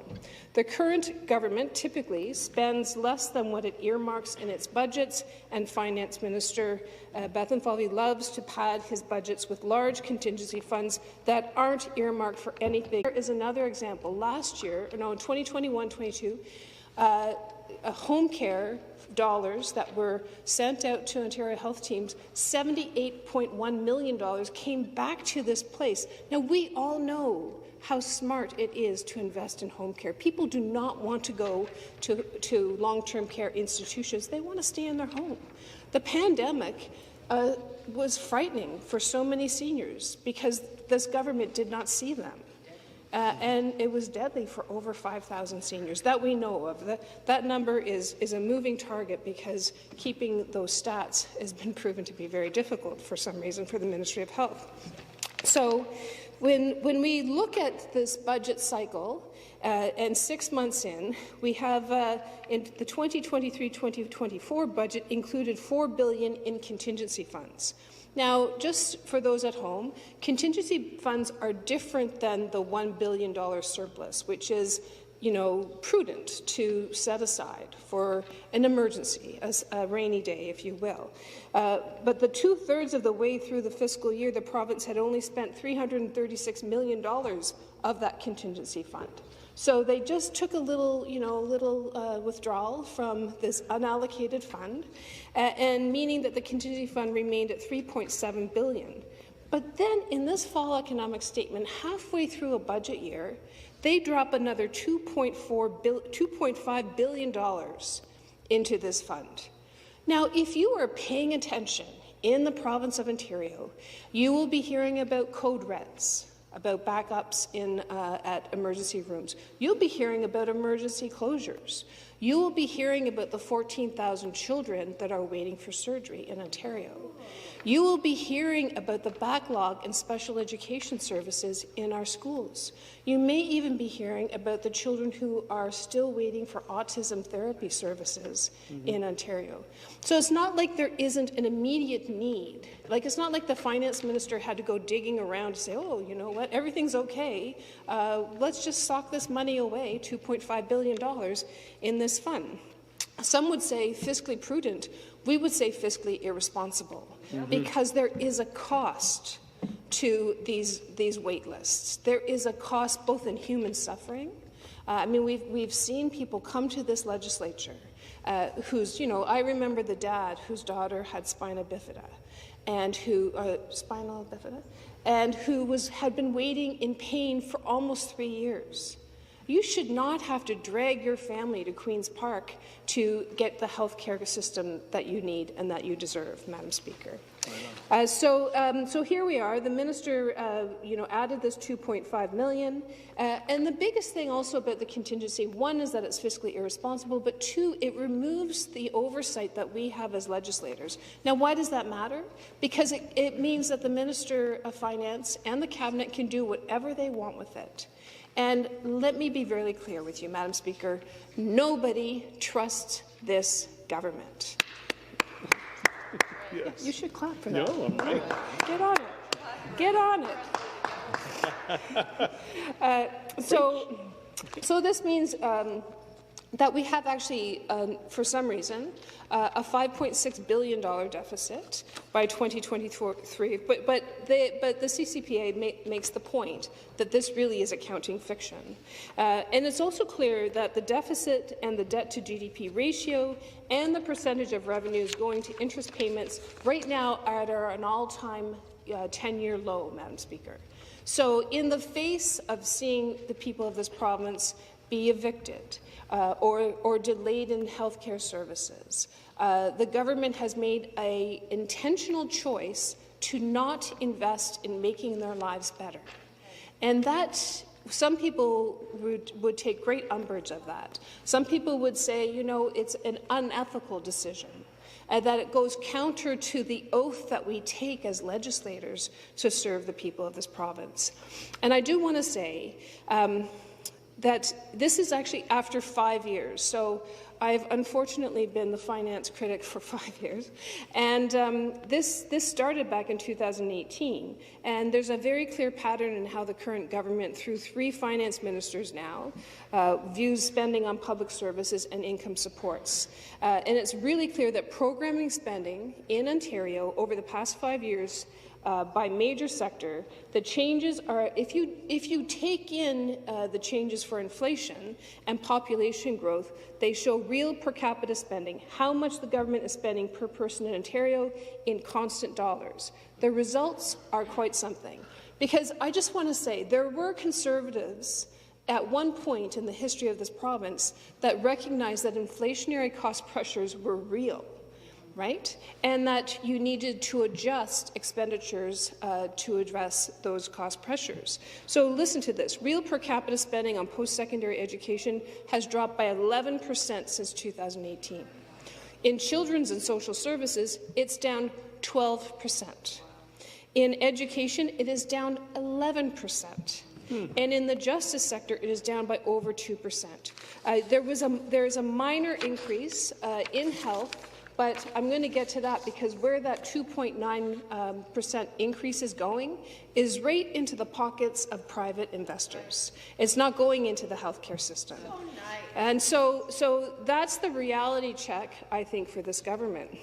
And listen, if you've been in an emergency department, or if you're lucky enough to find an emergency room that's open in Ontario when you need it, you will know that that 2.9 misses the mark, just like this fall economic statement misses the moment. In health in all sectors, the slow suffocation of public services have gone on for too long. This is a direct quote from Sheila and Randy. It is time for the government spending to catch up with the needs of Ontarians, spending that invests in the public services that all of us rely on. Indeed, and this is a very good quote, this government seems intent to hide behind dire fiscal projections rather than face the music on badly needed public service improvements. And that is a sorry state of affairs for the province of Ontario, I can tell you. And if I move over now, Madam Speaker, to one of the shiny objects that was in the fall economic statement. This is the infrastructure bank. And actually, before I move on to that, I just want the context for how this government is doing business, and I should set the groundwork for this, because the infrastructure bank is dependent on having some kind of trust. Well, you talk about not reading the room, because the fact that this government really had the gall to introduce a brand new arm's-length organization that's going to have its own board of directors and it's going to do its own business over here and it's going to be as transparent as mud, I get. But if you look at even what's in the news today, I mean, senior Ford government cabinet ministers barely using their work phones, docs show. So just to go full circle, I mean, we know that when the OPP investigated the former Liberal government, they were able to access personal and work phones, and for good reason. When you are in cabinet, when you are serving at that level, everything that you do on your personal phone and your work phone should be FOIable. But some people are moving through their phones pretty quickly. Some people think of those phones that cycle through. I mean, I think the Premier has given out 6 or 7 different numbers over the last 5 years. I think people think that it's kind of endearing that, you know, this happens. But the fact of the matter is that he's still compelled by the law. The law still matters in Ontario, even when, you know, it's the business as usual mode is, you know, a sticker business here, Madam Speaker. But transparency and respect for the electorate is key to here. And so today's article, which is actually published by Isaac Callan and Colin DeMello, I know the Premier is very fond of Colin DeMello on a regular basis. Excuse me, I have a point of order to respond to. Excited to hear about the debate over the budget and what we're going to be doing for the province of Ontario to build up Ontario for the budget, but I currently do not hear that conversation being had. So through you, Speaker, just wanted to see if we could talk about the budget today. Thank you. I think the budget measures are general enough that it touches upon several subjects. I'll allow the member to continue. Thank you very much, Madam Speaker, because I am talking about money, and money is in the budget. And so I'm going to keep going back to the money. Not all of it. Well, some of it actually ends up in pockets, and that's part of the problem. And so the government, this is all happening actually, just going back to the trust issue and connecting it to the infrastructure bank, which obviously is highlighted in the fall economic statement. The government lawyers attempt to, this is all happening as the government lawyers, who the lawyers, I just want to say, are doing very well in Ontario. This government has given them lots of business. Lawyers are us. So as the government lawyers attempt to shield Ontario Premier's personal cell phone records from being publicly released, new documents show several prominent ministers in his cabinet also had large stretches of inactivity in their official devices when critical government decisions were being made. The Freedom of Information requests submitted by Global News, actually this is how we have to get most of our information these days, which is, you know, not ideal, show that ministers of education, finance, health, housing and transportation made either no phone calls or used very few minutes on their government-issued devices during crucial moments in their ministries. Now, this is problematic, obviously, on a number of levels. One is that this is all within the context of the government starting their own bank. Okay? The phone records requested by Global News covered a 1-month period for each minister. One minister made 0 phone calls on their government-issued device during that 1-month period, which is very strange, Madam Speaker, because when we're here, we see everybody's on their phones, right? They're on somebody's phone. They're texting their family. Maybe they're looking at their dog videos. I don't know what's going on, but I know that everybody has their phones. And, I mean, this is an acceptable way to do our jobs, right? We have legislative-issued phones that we use to do our jobs. So it is surprising that the Minister of Health, who also serves as a deputy premier, had the least activity on her phone, according to the government records, during January 2023. And why is this significant? I'm totally going to pull it back. The minister did not make a single call from her government cell phone. At the time, though, this was when they were making sweeping changes to how health care is delivered in Ontario and tapped private for-profit clinics to take on an expanded role. And this is a problem, Madam Speaker, because if we don't have a clear idea of how a minister of the Crown, whose level of accountability and transparency, that bar is very high for these individuals. And when you are talking about a $70.1 billion item in the budget That's a lot of money, Madam Speaker. And when the money is not getting to where it's supposed to go, like paramedics and emergency room doctors and nurses, I mean, we just read out a petition on behalf of the Registered Nurses Association of Ontario. The out-migration of nurses in Ontario is real.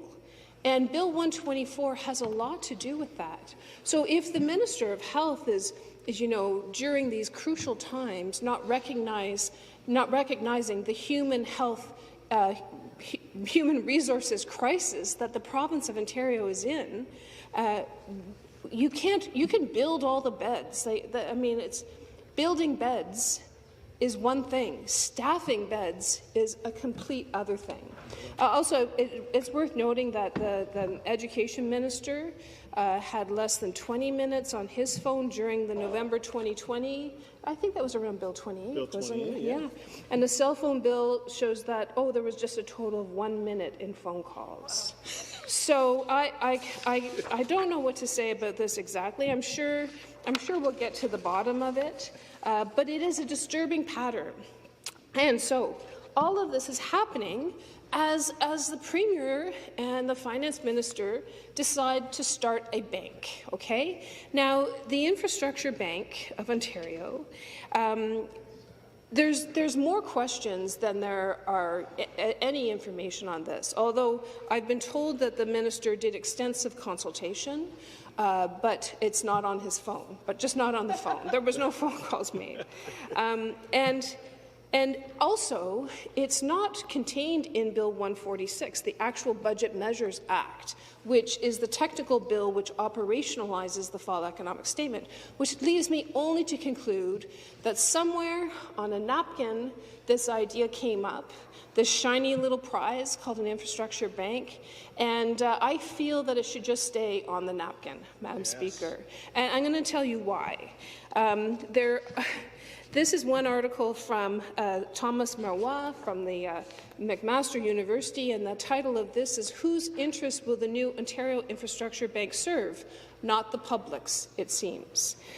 With the launch of the Ontario Infrastructure Bank, the province has just become home to the world's newest public bank. And as part of the provincial budget, they're going to invest $3 billion of public taxpayer dollars into this bank. And why? Why, Madam Speaker? Because the government says that he doesn't necessarily have the money to invest in long-term care homes, energy infrastructure, affordable housing, municipal and community infrastructure, and transportation. But the question is, will the OIB, the Ontario Infrastructure Bank, serve the public or the private interests? So far, what we know about this infrastructure bank is that it's very much modelled under the federal infrastructure bank. And you can see where I'm going with this, obviously. Because just recently, a press release came out from the federal Conservatives, our cousins, our distant cousins, and this is the press release that around the infrastructure bank. This is what your federal cousins think about the infrastructure bank at the federal level, which your provincial infrastructure bank is modelled under. And this is from the Conservative Shadow Minister of Infrastructure and Communities, released the following statement after it was discovered that a $1.7 billion Canada Infrastructure Bank project has failed. It goes on to say, Trudeau's bank invested $655 million in a $1.7 billion project to build an underwater electricity cable that is now dead in the water due to financial volatility and inflation. The Lake Erie Connector project is yet another failure for the Canadian Infrastructure Bank, which is a $35 billion taxpayer-funded bank that has not completed one project in almost 6 years. So it's like chasing, it makes no sense whatsoever, Madam Speaker. We should learn from other jurisdictions not to follow down that path. Ontario And this government, in particular, you have enough issues, I think, on your plate. If one could get lost and sort of lose track of the scandals, one could be forgiven for doing so because they are so prevalent. It goes on to say, at a time when Canadians are struggling to put food on the table, this government keeps wasting tax dollars. $655 million was promised to a multi-billion-dollar company for an electricity project that ironically seems to have failed due to inflation. 1.5 years ago, the Liberals were gushing about their new partnership with Fortis Inc., a private company that rakes in billions in revenue every year, promising tons of low-carbon energy, billions in GDP, and hundreds of Canadian jobs. It almost sounds too good to be true. Conservatives warned from the beginning, because you know they're very good at that this was risky, although they do a fair number of risky things themselves. And it was an inappropriate use of taxpayer funds. This is your federal cousins telling you that this infrastructure bank is an inappropriate use of taxpayer dollars. And they were ignored by the federal Liberals. It's a very sad story. What's worse is that there has been no transparency. Oh, transparency. I should get the dictionary out for this one. Transparency matters in government, in public service. Only when Conservatives demanded answers last week in Parliament did the government or the bank provide any update on a massive project that was quietly cancelled back in July. We also still don't know the details of the Fortis agreement or where the cost overruns were. That's unacceptable for a taxpayer-funded bank. Conservatives will continue to call on this government to respect the only recommendation from the Standing Committee on Transport, Infrastructure and Communities, that this $35 billion boondoggle be abolished. It has failed to attract the promised private investment, it lacks transparency, and it can't get a project built. But where does this government go? This government is going down this road. Why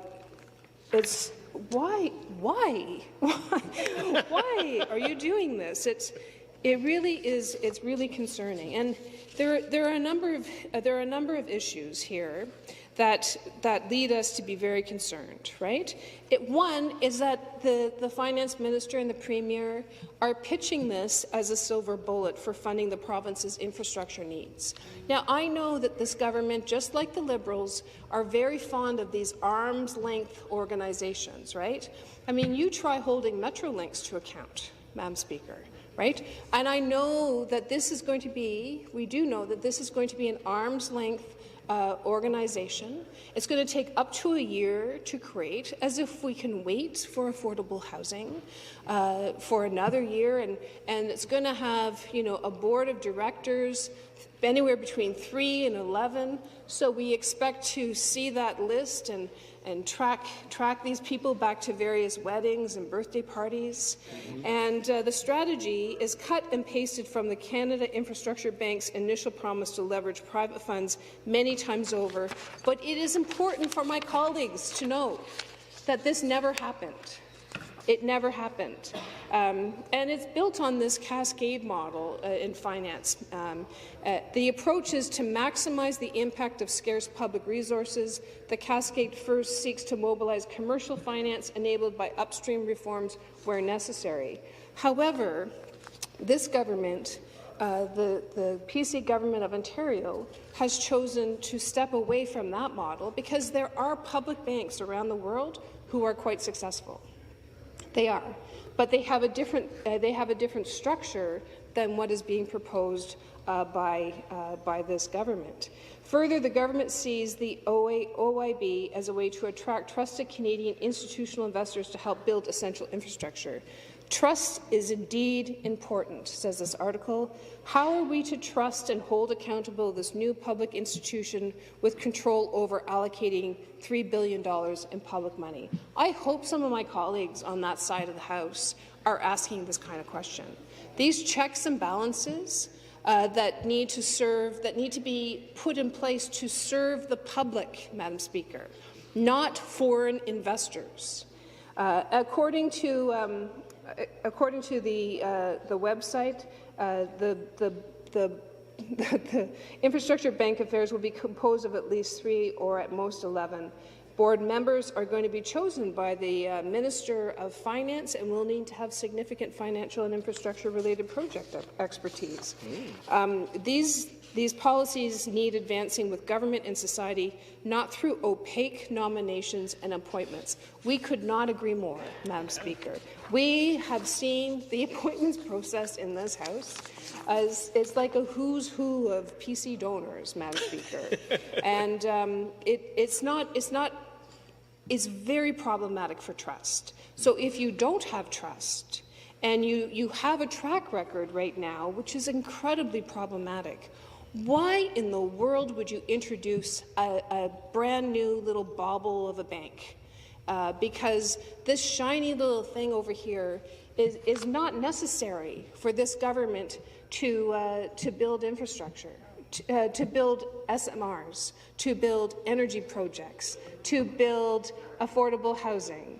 I mean, in what world does Ontario has never really had a problem with financing of the projects. It certainly has had an issue with public-private partnerships and getting those jobs on time. Just look at the Eglinton Crosstown. Where are we at? $1 billion per kilometre? Yeah. $1 billion. Oh my God! The Ontario line. Okay, the Ontario line is $1 billion per kilometre. Those public-private partnerships, they're just working so well. So I just want to say, I mean, this again is from Thomas Mawa, and he says there's nothing inherently good or bad about public banks. They are only as good or as bad as society makes them. Good ones contribute to the public good by advancing prosperous, inclusive, and increasingly sustainable societies. Whether Ontario will craft the new OIB in that vein remains to be seen. So this is something to watch very carefully. I would prefer that they just, that $3 billion and create a funding mechanism in partnership with municipalities, much like the Federal Accelerator Fund. I mean, we have seen municipalities, meet those targets very quickly, Madam Speaker. I'm thinking of Vaughan. I'm thinking of Kitchener-Waterloo. When municipalities know that there is money on the table, they can advance, they can streamline those projects, and so far, I have to say, this seems to be very effective. Now, who doesn't like this? Well, the Premier. The Premier doesn't like this at all. He doesn't like the fact that the federal government is bypassing the province and actually getting money into communities. You know why he doesn't like it? Because he doesn't get invited to the ribbon cuttings or the infrastructure project announcements. I don't get invited to them. I just got heckled that, I don't pass them up. I don't get invited to them. I used to show up and crash the party. It was really fun, I have to tell you. But no, we don't get invited to them because this government thinks that money is their money. Yeah. And so sometimes, councillors or a community leader will say, oh, by the way, the member from Kitchener-Conestoga is going to this place and you might want to show up. And sometimes you do, right? Sometimes you do, sometimes you don't. Anyway, in the end, it doesn't. No, it's not insulting exactly. It's just disrespectful to the people that were elected to serve. Because it's not the government's money, it's their money. So this one final piece on the infrastructure bank, but goodness, you gave me a lot of material to work with this fall economic statement. So why is the Premier's government creating a bank to finance public projects? And questions swirl around this whole idea. And I think the general point is that here we have a government that's on the ropes, that's quite worried about the narrative that's actually happening about what is driving your decisions around the budget, especially 6 months in when you drop $2.5 billion in an unallocated contingency fund, when if your eyes are open, if you are paying attention, if you're spending time in your community, the needs are there. I mean, we even saw a reduction in Meals on Wheels. And that's eyes on seniors, addressing the issue of isolation and loneliness, which is actually the LG mentioned this morning. And we know after the pandemic that loneliness kills. And we know that we have a minister responsible for seniors who says, you know, we have to do more. Well, you can do more by actually resourcing those amazing not-for-profits in the communities. You know, you show up for the photo ops with them, and sometimes you go on a ride-along with Meals on Wheels. But when they see a 30% cut, they're making very hard decisions about who they can see and who they can deliver food to. And that is a big thing. It's a big thing for a government to say, you know, I see you. I see you, and I'm going to work towards. Imagine having the money, which they do, that you have the legal authority because you have a majority government. Imagine making the choice to not help, to not invest, and to sock away or squirrel away $5.4 billion in an unallocated contingency fund. It really defies a lot of, you know, common sense. So, but when, just last point on the infrastructure bank, because I'm just fascinated the fact that it's not really contained in the Bill 146, but it's in the fall economic statement, is that when the minister was questioned about this, the CBC News had asked if establishing the bank opens the door to big investors profiting off public infrastructure projects. It's a very good question for the minister. And he went back and he said, I don't think profiting is the right way to think about it. He said, think about it as terms of revenue streams. But who are the revenue streams for, Madam Speaker? Because if it's interrupting, and if it's, you know, if the investor becomes the primary the person of concern, organization of concern, how dedicated really is the government of the day to the infrastructure project? So, I mean, we've seen this carving out of responsibility, really an abdication of public responsibility by this government. I mean, even this weekend, I'm sure my colleagues must have seen that Shoppers Drug Mart, which is also like a favourite of the Premier, for some reason they have the distribution contract for vaccinations. And so these small mom-and-pop pharmacies across the province, they're supposed to get 200 flu shots, or they're supposed to get 200 COVID vaccinations, and they're getting 20 and 50. And when we see 2.1 million people in Ontario not have a family doctor, they become very reliant on pharmacies. And pharmacies and pharmacists perform a very crucial role in the healthcare system. And for them not to be able to, you know, get access to basic, I would say essential healthcare resources, because you have essentially a monopoly with a private distributor. And this was the best part. The news article that I read, I don't have it here, they said that the Ministry of Health is going to meet with shoppers to see if they can do their job. I mean, can you imagine? This is 2023. Have we learned no lessons on the privatization and outsourcing of healthcare, basic healthcare needs? Apparently, we have not. So that's how we feel about the infrastructure bank, and this is something that has rarely happened in this House. Is that I'm just going to quote the Ontario Canadian Taxpayer Federation, and this is Jay Goldberg, and he says the Canadian Infrastructure Bank was a complete failure, and says it's concerning that the province would follow suit. Just one for the Hansard. We definitely agree with the Canadian Taxpayer Association. Okay, so moving on, though, especially as it related to where the money in this last fall economic statement is not going. And one of the issues, and I want to get this on the record because this is certainly a disturbing trend, particularly on the justice file. So we've seen it's down over 2% funding in justice, and if you've ever actually had to deal with a case in your riding of someone who is navigating the court system, you will see how completely broken the court system is in Ontario.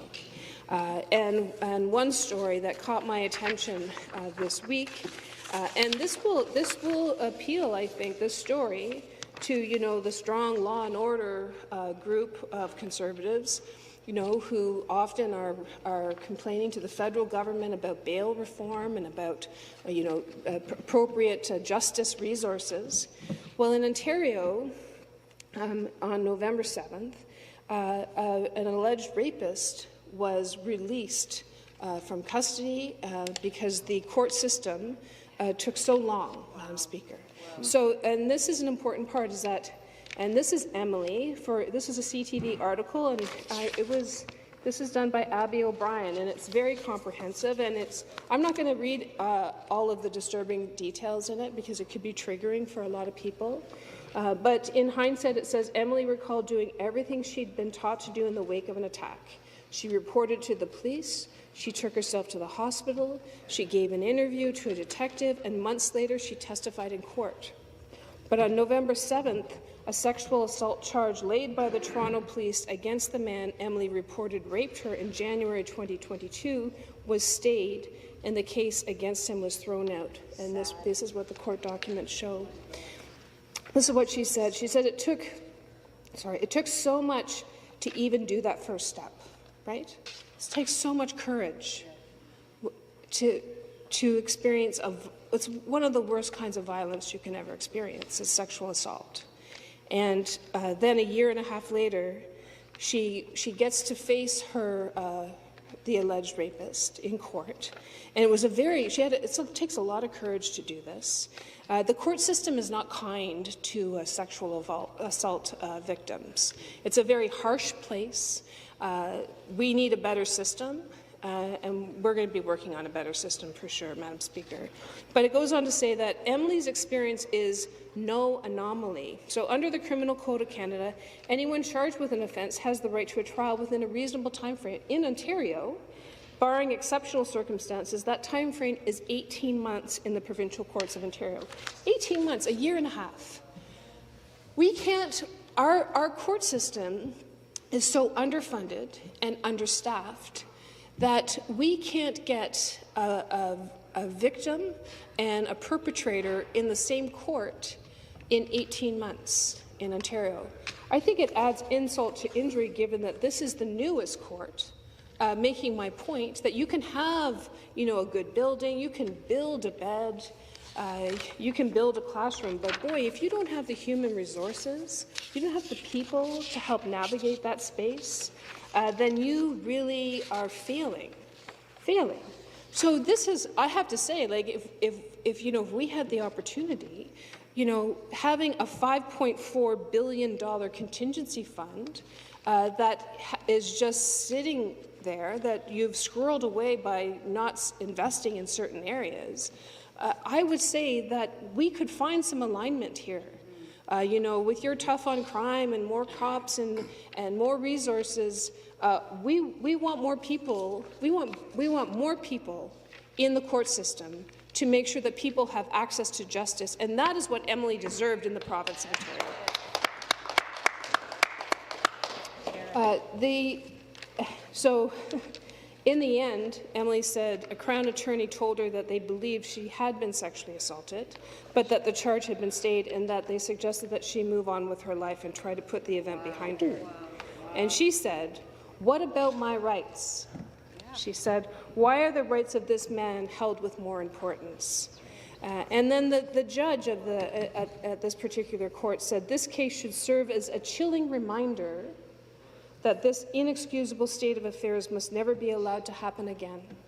The emotional trauma associated with never knowing the outcome of a case and the merits will often be long-lasting and severe for both victims and accused persons." The judge identified the staffing shortages as the reason for the delays in the trial. So we have over a 2% cut in justice. We have a $5.4 billion contingency fund. If the minister responsible brought forward a motion to this House, Madam Speaker, and said, "I need more money to staff these courtrooms," you would have no objection from the NDP. He goes on to say there's no reason this case could not have been completed, but what happened was entirely predictable and avoidable, yet it was allowed to occur despite all the warning signs. This case serves as yet one more example of how the government's failure to ensure this courthouse could function at full capacity has produced tragic results. When charges are stayed, both parties in the case are failed by the system. That will now never occur. That alone is regrettable. Writing and adding that the people of Ontario deserve a justice system that they can be proud of. Trust in the system is long gone. And Emily says, I've lost faith in our province's ability to keep us safe. And I can tell you, Madam Speaker, I hope, I don't know Emily, I'm just completely impressed by, her courage. But this is an issue for everyone. It should be a nonpartisan issue. We should care about justice. We should care about timely justice, because we often hear in this House that justice delayed is justice denied, and certainly that happened in that courtroom. I want to move on to education, because education has seen a year-over-year reduction. I think our critic has done an amazing job on this file and pointing out inflationary cost pressures on the system as a whole. As I said before, this used to be a government. Conservatives used to acknowledge inflationary cost pressures as real and plan for those cost pressures.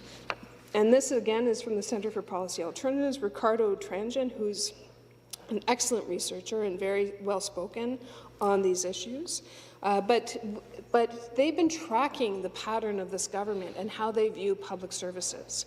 So on this, Ricardo actually goes all the way back to the Better Schools and Student Outcomes Act, which was recently tabled, as the clearest display to date that this PC government's ideological agenda against public education, but the writing was on the wall from the start. And it goes back to 2019, when there was a plan to eliminate 10,054 teaching positions by 2024 through increased class sizes and mandatory online learning. There was obviously a disruption around that plan by parents and organizations who fought back. Education is always worth fighting for. It's one of the reasons why I'm standing in this House today.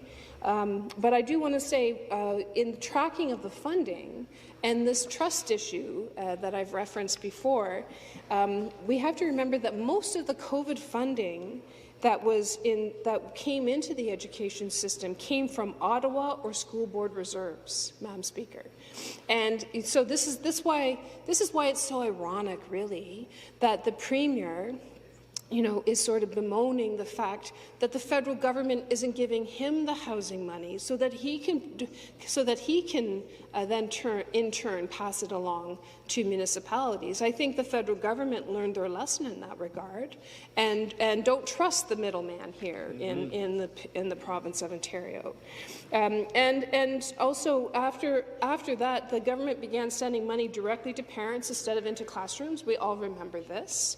It also expanded the scope of online education, justifying cuts to brick-and-mortar schools. And last year, when funding became available for tutoring, it had to be partially spent on third-party providers. This is directly, intentionally, with purpose, moving education dollars out of the education system. Now, I'm sure that there's the government of the day and the minister perhaps has his own rationale for doing this. But at the end of the day, per student funding, when you factor in inflationary costs, in this year, students are seeing $1,200 less per student around the GSN funding. So $1,200 less per student in the 2023-24 school year than they received in 2018-2019. And that has a real impact. If you're going to invest in the future economy and the health and communities that we're all elected to serve, education is one of those key places, as is childcare. Toronto last week just saw 12 infant spaces closed down because they can't find staff. You know why they can't find staff? They can't find staff because this government does not respect early childhood educators. Yeah. They deserve a fair wage.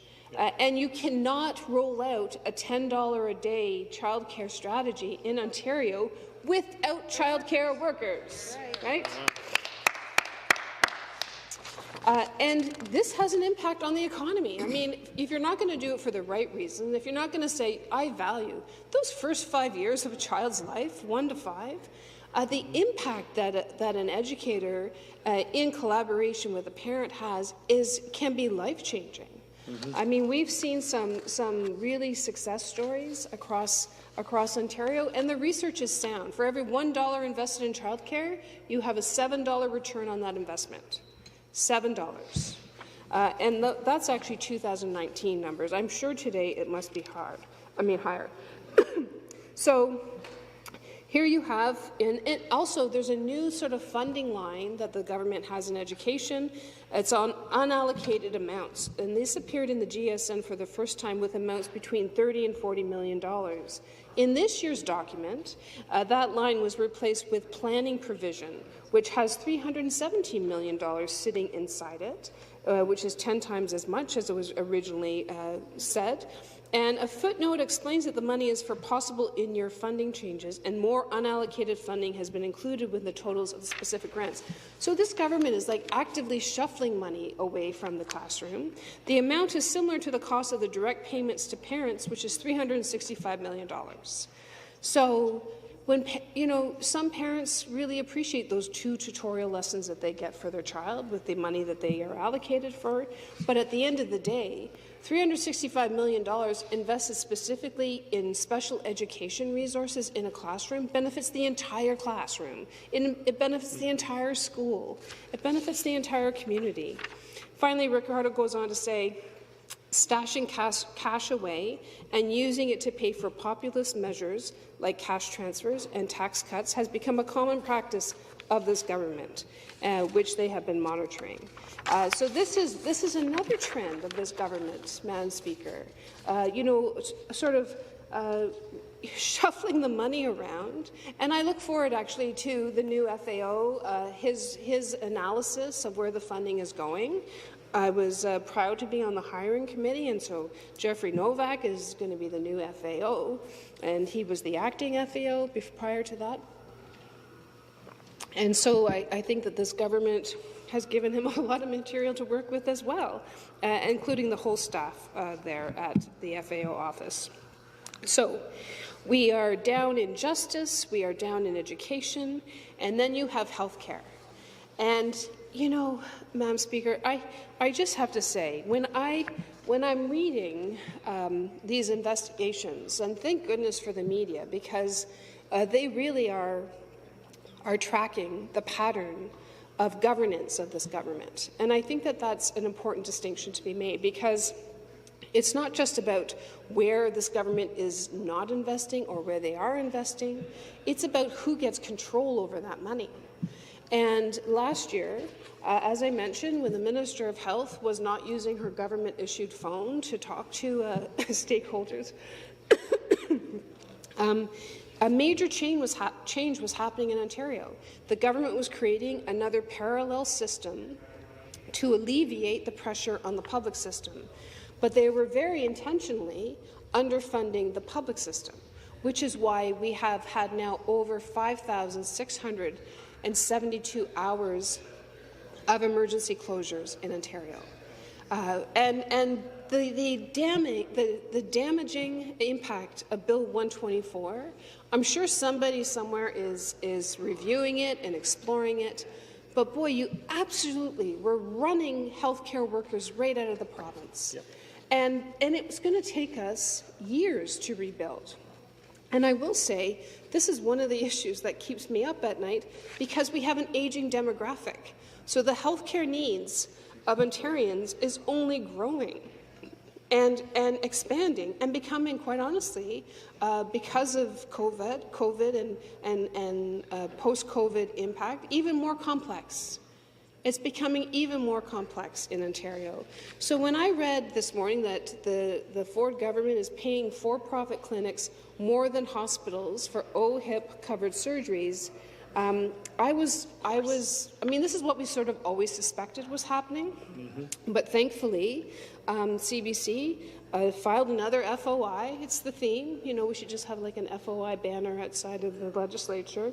If you want information, FOI it. But they've never made it public the rates it pays private clinics to perform thousands of outpatient day surgeries each year. So this is why I posted it this morning. I mean, Ontario, quite honestly, cannot afford Doug Ford. Absolutely. Because he is paying these surgeons in these private clinics exorbitant rates, which again is so insulting to the surgeons and the doctors and the nurses who are just down the way on University Avenue performing life-saving surgeries, who are answering the call, Madam Speaker, right? And just before I forget to get this onto the record, because I see the time has gone very quickly, is that the Ontario Medical Association, when they came here in earlier in the fall, we had an amazing conversation with them because they were proposing solutions. And even we heard from a doctor last year in Windsor who proposed solutions. And this is what's happening to family doctors. They are spending 19.1 hours every week on paperwork. Yeah. So they have proposed to the government, you know, you have a doctor shortage. 2.1 million Ontarians don't have a doctor. In 2 years, it's going to be 3 million Ontarians with no family doctor.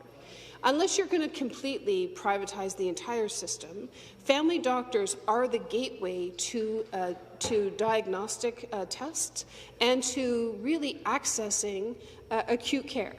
So the Ontario Medical Association has said, listen, having family doctors spend 19.1 hours a week doing paperwork is not a good use of our resources. If you funded a scribe, if you funded these family practices so that, you know, a nurse practitioner or a dedicated, you know, a professional person who has medical knowledge could do the paperwork, at the end of the day, you would have the equivalent of 2,000 more doctors available for patients. And that's a good solution, Madam Speaker. And is that money here in the fall economic statement?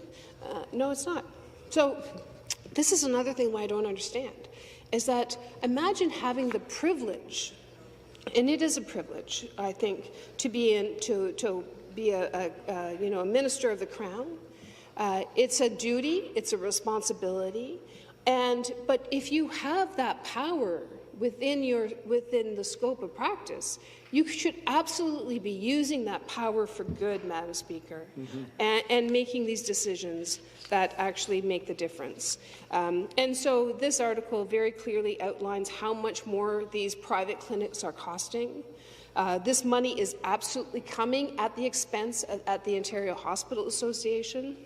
This discrepancy, goes on to say, raises questions about the government's imminent plans to expand the volume and scope of surgeries performed outside of hospitals, including the potentially lucrative field of hip and knee replacements. And I just want to remind my colleagues on the other side of the House, when something goes wrong in these private clinics, you know where those patients end up? They end up in a publicly funded hospital.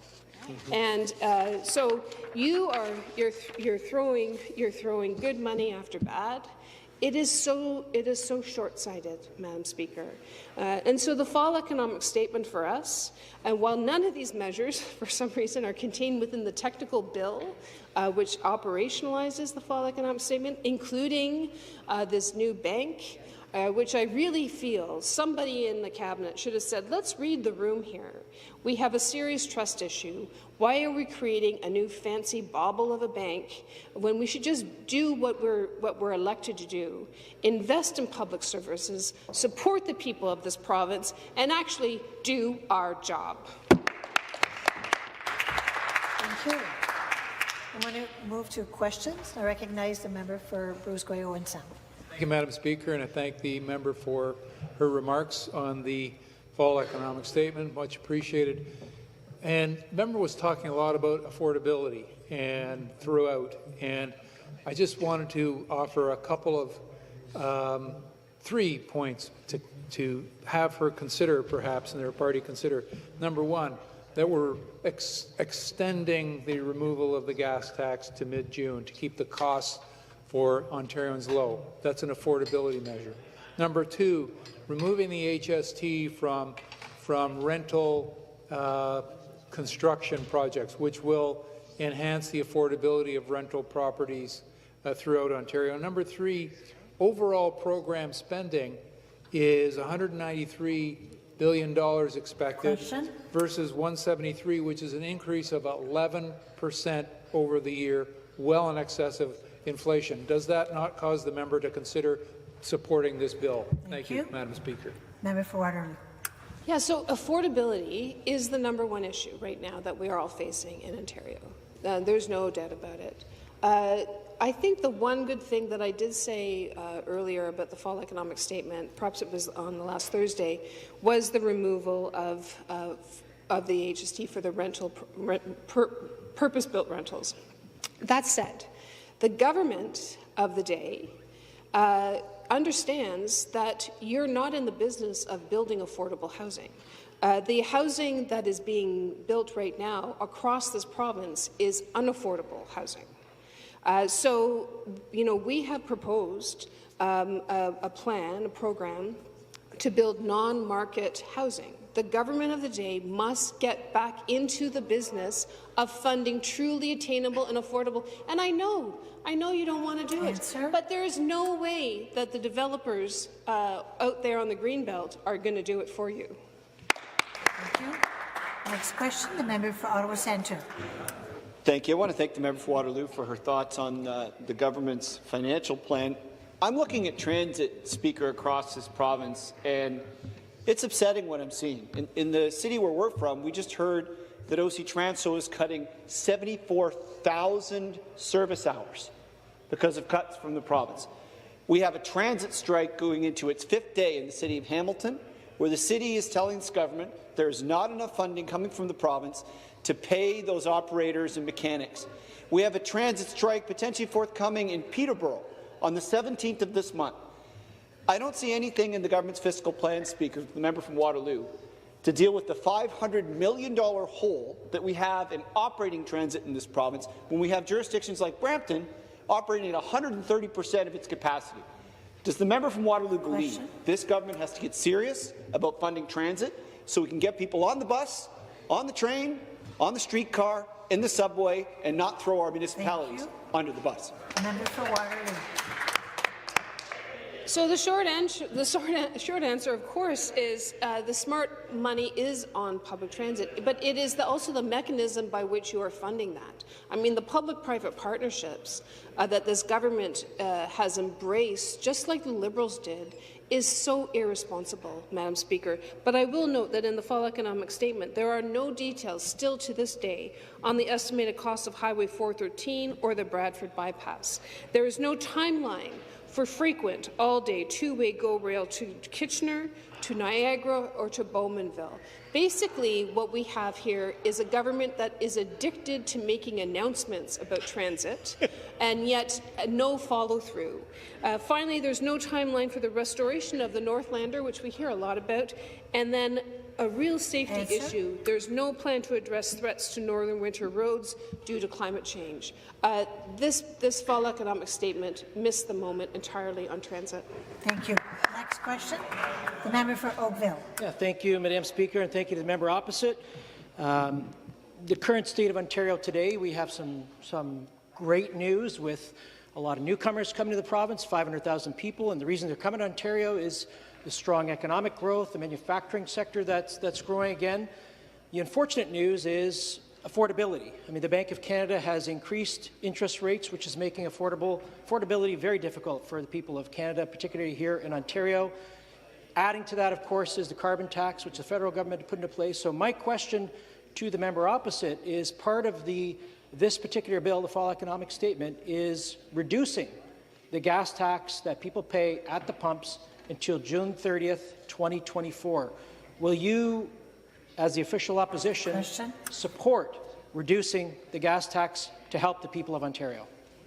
The member for Waterloo. Thank you so much. So I do want to say reducing the gas tax for drivers probably will be welcomed. But there are people, a vast majority of people, who are so dependent on public transit. The member from Oakville mentions, all these people coming into Ontario. One of the largest groups are international students, and the colleges and the universities are so underfunded as I said, by 12%, that international students have become a funding vehicle for the post-secondary education sector. They're charged, astronomical fees. They arrive here in Ontario. In Kitchener-Waterloo, there are 12 of them sleeping in a 2-bedroom apartment because of affordability. If the government truly wants to have a respectful relationship with newcomers, you might want to start building some non-market affordable housing so that they don't have to sleep on the street and don't have to go to a food bank just to survive their experience here in Ontario. Thank you. Next question. The member for Hamilton West and Councillor Dundas. Thank you to the member from Waterloo, our finance critic, who has shown yet again that she is honestly the best finance critic that we've had in the province. And my question to you is about the Ontario Investment Bank. Now, given that the trust in regular Ontarians in this government is zero, they do not trust this government, they have lost all confidence in this government. If they had a choice to invest their dollars in this bank, they would say no. There's no way I'm putting my money in that bank, but they have no choice. So $3 billion of people's money is going into this bank, whether they have trust or not. But the other part is about this private money that's going into the bank. And private investors, what they hate more than anything is risk. And we have seen a government that went out of their way to de-risk the investment environment for developers. But that scheme has been unveiled. So my question to you is, do you think that private investors will see this as a de-risk preferential treatment opportunity, or will they also mistrust and be concerned about putting their private dollars into this OIB? The member for Waterloo. So, if I was an investor and I was looking at the province of Ontario and I looked at how haphazard this province plans transit and infrastructure projects, remember, Highway 413 and the Bradford Bypass, otherwise known as the Cottage Highway, was not in the 10-year transportation plan. So what happened was that those special projects by the Premier and his friends, they knocked down all of our local projects like Highway 7 or transit projects in Ottawa or transit projects in Hamilton. So this government, by picking and choosing highway winners, they actually are destabilizing the infrastructure planning for Ontario. And if I was an investor, I wouldn't want to lose money here in Ontario. Thank you. Another last question. The member for Oakville. Yeah, thank you. Thank you, Speaker. The member opposite talked about housing. I think we can all agree that we need more housing in this province. There's no doubt about that. All kinds of housing. Not just one simple format, but all components with the amount of people that are moving to this province. Record numbers last year continuing to expand, and people are voting with their feet. They want to come to Ontario. Why? Because this is a place where they can get a good manufacturing job now, where the service economy is growing, where manufacturing is booming again, where critical minerals and mining are being supported by the government.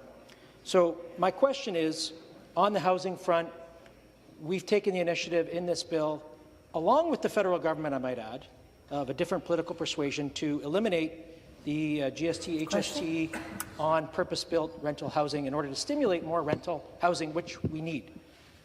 Does the member opposite support this component of the fall economic statement? Thank you. The member for Waterloo. Well, I would just say to the member, it is really hard to hear some of the privilege that we hear around homeowners The people who, we now have 2 tent encampments in Waterloo. They don't have a thermostat. They're not worried about their energy bill. They're worried about surviving the province of Ontario during some of the toughest times.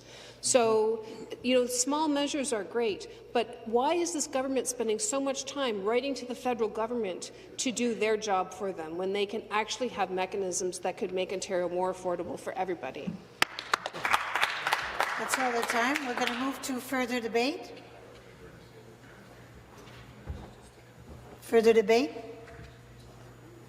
The member for Timiskaming Cochrane. Thank you, Speaker. It's always an honour to speak in the House, and today, actually, I wasn't planning on speaking. It's a surprise that the government doesn't want to speak to their what they claim to be their fantastic political record. G146, Building a Strong Ontario Together.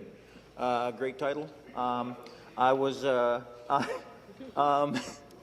How do I start this? I would agree that the MP for Waterloo is the best finance critic that we have ever had, and considering that I was once finance critic, even I agree.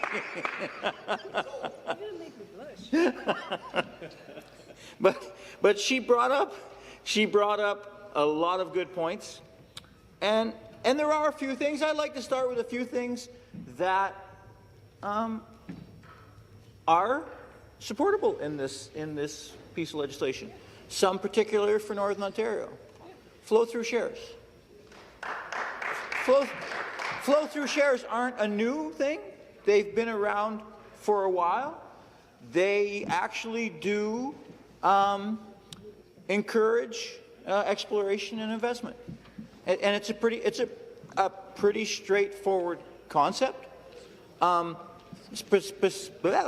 Specifically, when you're in the exploration business,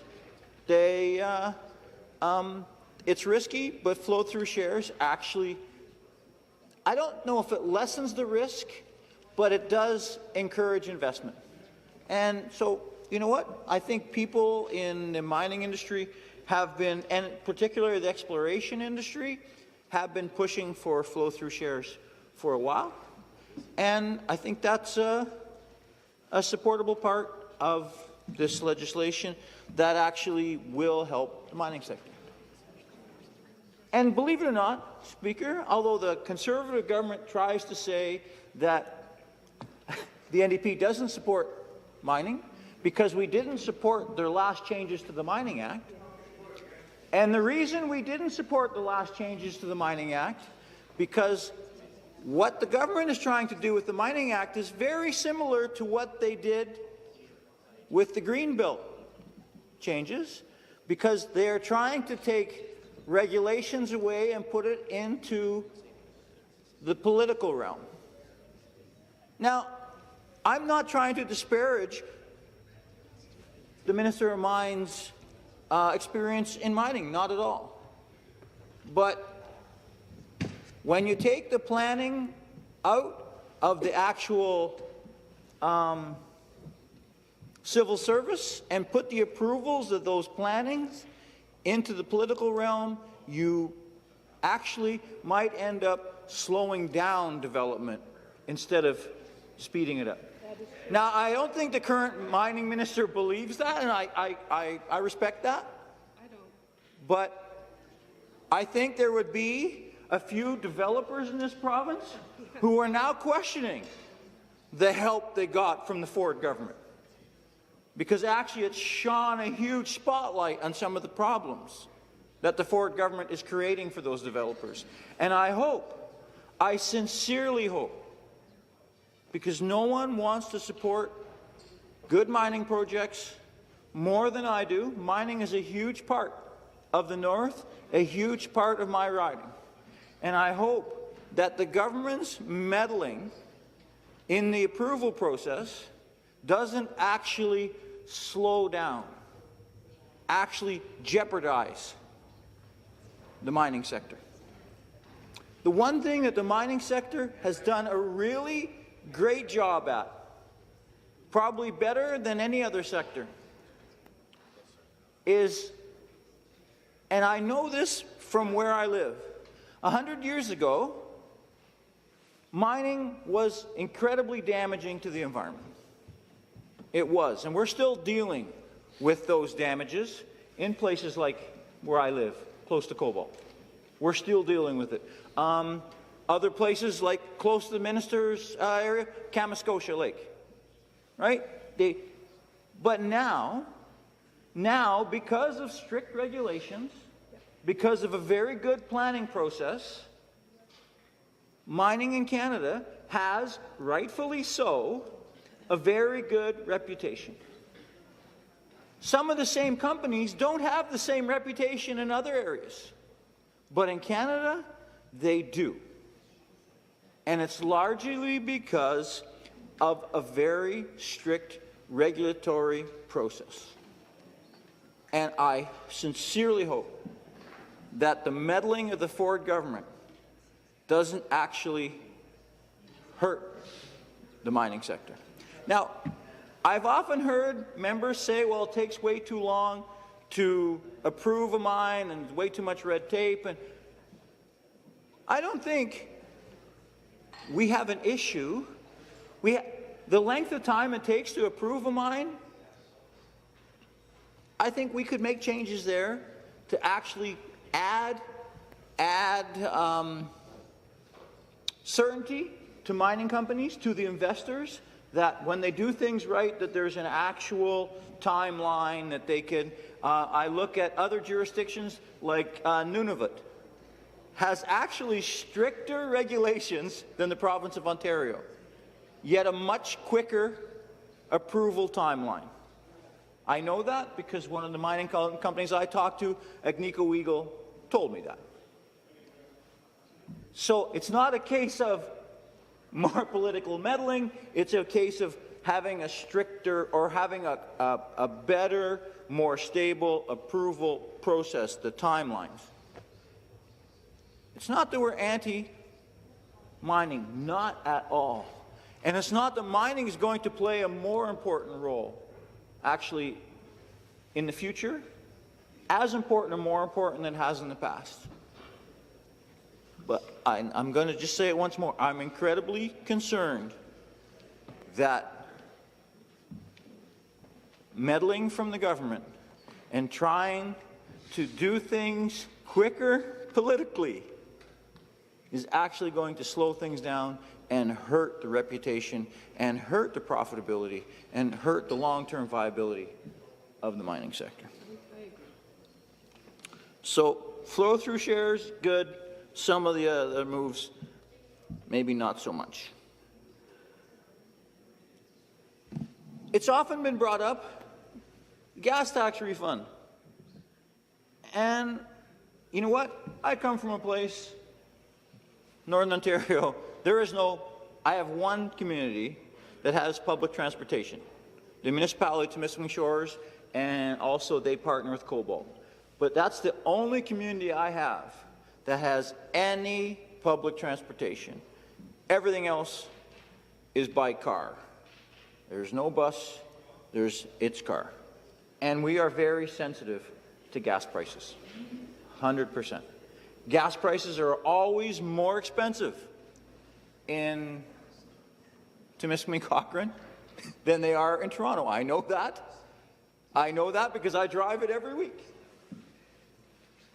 Actually, it's kind of around Gravenhurst and right in there, middle bit of north of Barrie. It seems cheaper than anywhere else.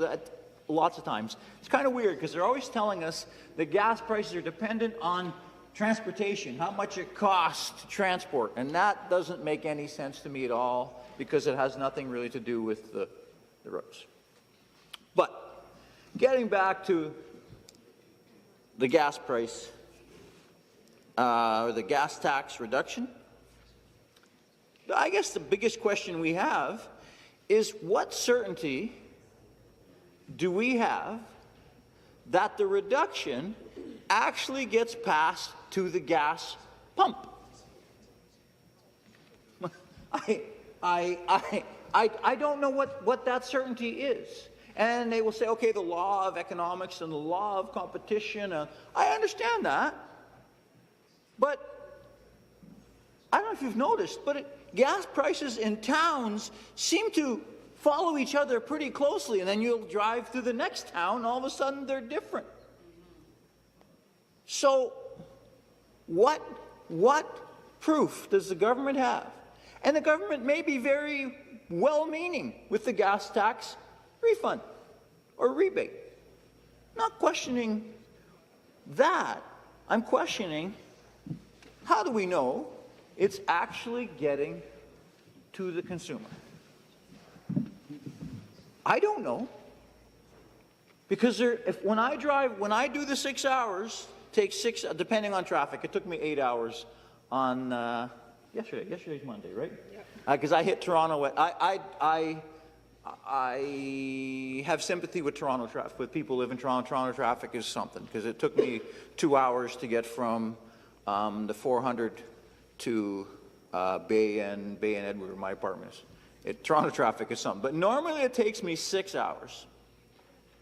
And the difference in gas prices is just phenomenal.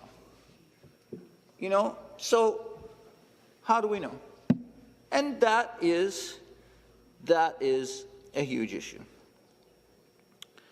Now, a couple minutes, I can have some time when I'm here next time. The infrastructure bank has always kind of confused me, because federally, the Conservatives' federal cousins, Mr. Polyev, says that the federal infrastructure bank is a boondoggle, a total waste. And yet they import it provincially, and it's the greatest thing since sliced bread. Carbon copy. Yeah.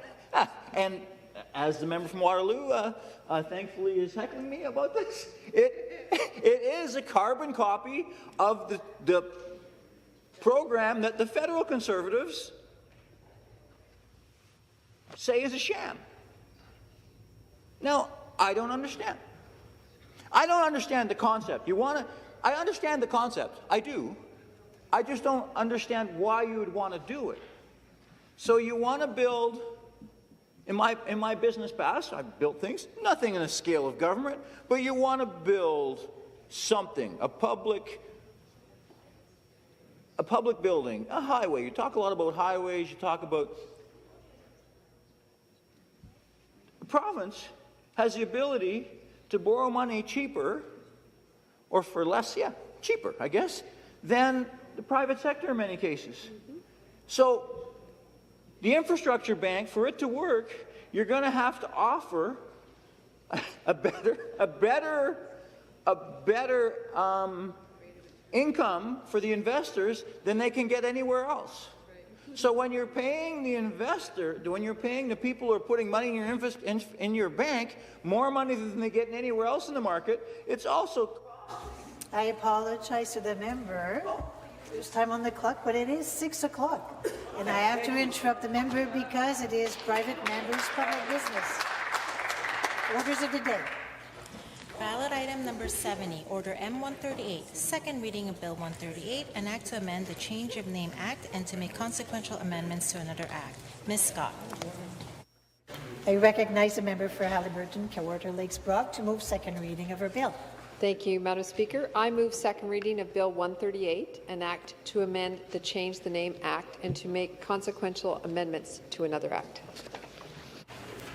Ms. Scott has moved second reading of Bill 138, an act to amend the Change of Name Act and to make consequential amendments to another act. Pursuant to Standing Order 100, the member has 12 minutes for her presentation. Thank you, Madam Speaker. It's an honour and a privilege to stand before the House today to present the Change of Name Amendment Act 2023, known as Bill 138, and I am proud to introduce this bill with my co-sponsor, the MPP from Thornhill, whom I will be sharing my time with. Similar legislation has been successfully enacted in other provinces, and it is time for Ontario to do the same. This bill has a simple purpose: to prohibit convicted sex offenders from obtaining a legal name change, The term sex offenders refers to individuals that are convicted of a sexual offence and are required to comply with the provincial sex offender registry known as Christopher's Law. We want to make it harder for sex abusers to cover up their criminal activity and to hide their true identities. Legal name changes happen frequently in this province, as is necessary. Whether it's due to marriage or identity purposes, name changes are foundational to allowing people to be who they want to be. While name changes are often positive, there are concerns that need to be addressed. Criminals will exploit and take advantage of any opportunity that comes their way. For example, convicted sexual offenders can use a legal name change to obscure themselves and possibly commit further harm under this new identity. There is no denying that some individuals will take advantage of rights and privileges and use them to inflict harm on others. Although Ontario's current name change regime does have existing protections, there is a need to tighten the process so that sexual offenders do not abuse this privilege. The Change of Name Amendment Act will enhance our government's zero-tolerance approach to sexual assault. Further, it will aid our commitment to protecting survivors, their families, and communities as a whole. We take sexual assault and crimes against children extremely seriously. Providing supports and protections to Ontarians remains one of our top priorities. A zero-tolerance approach is necessary when dealing with a heinous crime like sexual assault, particularly when the victims are children. These types of crimes often follow a pattern as predators seek out their targets. Unfortunately, predators often target individuals they perceive as vulnerable. Through coercion, threats, and intimidation, they force their victims into silence, causing them to feel alienated and alone. You are not alone, and we as the Government of Ontario are doing anything we can to bring justice. Under the current name change process, individuals are required to complete a criminal background check and to have lived in the province for the previous 12 months. Additionally, name changes are published in the Ontario Gazette, unless requested by the applicant and approved by the registrar. That seems complicated, Madam Speaker, but I want to emphasize this, that although name changes are published in the Gazette, making them publicly available, this is not a publication that people frequently consult. In fact, most people probably don't even know the Gazette exists or where to access it. While there are existing safeguards in the name change process, more can be done to protect survivors of horrific crimes, as convicted sex offenders could successfully change their name under the current system even before they leave jail. Name changes provide these dangerous offenders with an opportunity to distance themselves from their crimes. While offenders can adopt a new identity and possibly commit further harm, their victims are forced to grapple with the repercussions and the trauma. Sex offenders must be held accountable, and the rights of survivors should remain paramount. It is, of course, important to recognize that recidivism, as in repeating, among sex offenders remains an ongoing problem. Offenders with a prior sexual offence conviction had a recidivism rate nearly double the rate of first-time sexual offenders, 19% versus 37% after 15 years. Unfortunately, there is a visible upward trend of sexual assaults, especially against children. According to the most recent reports from Statistics Canada, this is horrifying. The time to act is now, and this is an important measure of protection for the victims. As previously mentioned, this measure has been adopted in other provinces like Saskatchewan and Alberta. To demonstrate the need for this legislation, I'll provide a grave example that contributed to Saskatchewan adopting this policy. David Donald Shumey was a 76-year-old man who returned to Regina after spending 20 years in a U.S. prison for various sexual offences dating back to the mid-1990s. He was arrested in Las Vegas and charged with 88 different counts. When he was released from jail, he returned to Regina and legally changed his name to David Donald Stryker. We cannot allow individuals like David to adopt a new identity and cause further harm, even though the name change would have been published in the Saskatchewan Gazette. Is it fair to place the onus on survivors to keep tabs on their abusers by browsing the Gazette each week? Or would it make more sense to prevent the name change altogether? Our goal has and always will be to protect survivors, their families, and their communities. If someone is convicted of a sexual offence and required to comply with a sex offender registry known as Christopher's Law, they should be barred from changing their name. It's as simple as that. I'm extremely proud to co-sponsor and bring this legislation before the House. Improving the lives of survivors and providing reassurance and safety to communities is our goal, and I look forward to working with all members of the Legislature. Thank you, Madam Speaker. Thank you. The member for Thornhill. Thank you so much, Madam Speaker. It's an honour for me to bring this private member's matter, Bill 138, the Change of Name Amendment Act, along with my colleague, the member from Haliburton-Kawartha Lakes Brock. Speaker, name changes are relatively common in Ontario and often indicate a positive transition in life. It could be a new beginning for an adopted child or a person, perhaps, who wants to capture a part of their family lineage. Regardless, there are a number of reasons that provide an honourable and positive reason for changing your name. But sadly, there are many bad actors who use the application to hide their identity for the wrong reasons, creating a new world for themselves, unknown to their victims and their community. And these convicted offenders could take advantage of this opportunity of a legal name change to distance themselves from crimes so very heinous, providing them with a new life, a fresh start, something their victims will never have. So the right to change one's name shouldn't be abused, and as a community of people who sit within this House, I believe we have a moral obligation to put the rights of those victims first. But let me give you a bit of background on this bill. In 1988, when Christopher was just 11 years old, he was kidnapped at knife point at a Brampton mall, and after hours of abuse, the abuser killed Christopher and left his body in a field.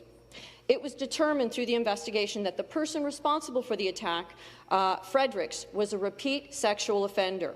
And from the ashes of that horrific experience, Christopher's parents rallied to create Christopher's Law, also known as the Ontario Sex Offender Registry, which came into effect in 2001. This bill is very simple: to ban convicted sex offenders that fall into this registry from having the privilege of making application for a legal name change. They should not get a new chance at life, because that's something their victims will never have. We have to do everything in our power to protect the lives of our most vulnerable in society, our children, their family members, and the supports that keep them whole. So sexual offences are amongst the most heinous and degrading forms of violence against children. They have a devastating impact on survivors who are literally broken, and they live with this trauma for the rest of their lives. Speaker, in my past life, I worked on matters under the Child Protection Act, and it was very rewarding work. Many files were a happy ending for the children that Ontario supported, placement in a safe and nurturing family environment. And I'm always reflective of this work as positive for not only the children, but also as a community.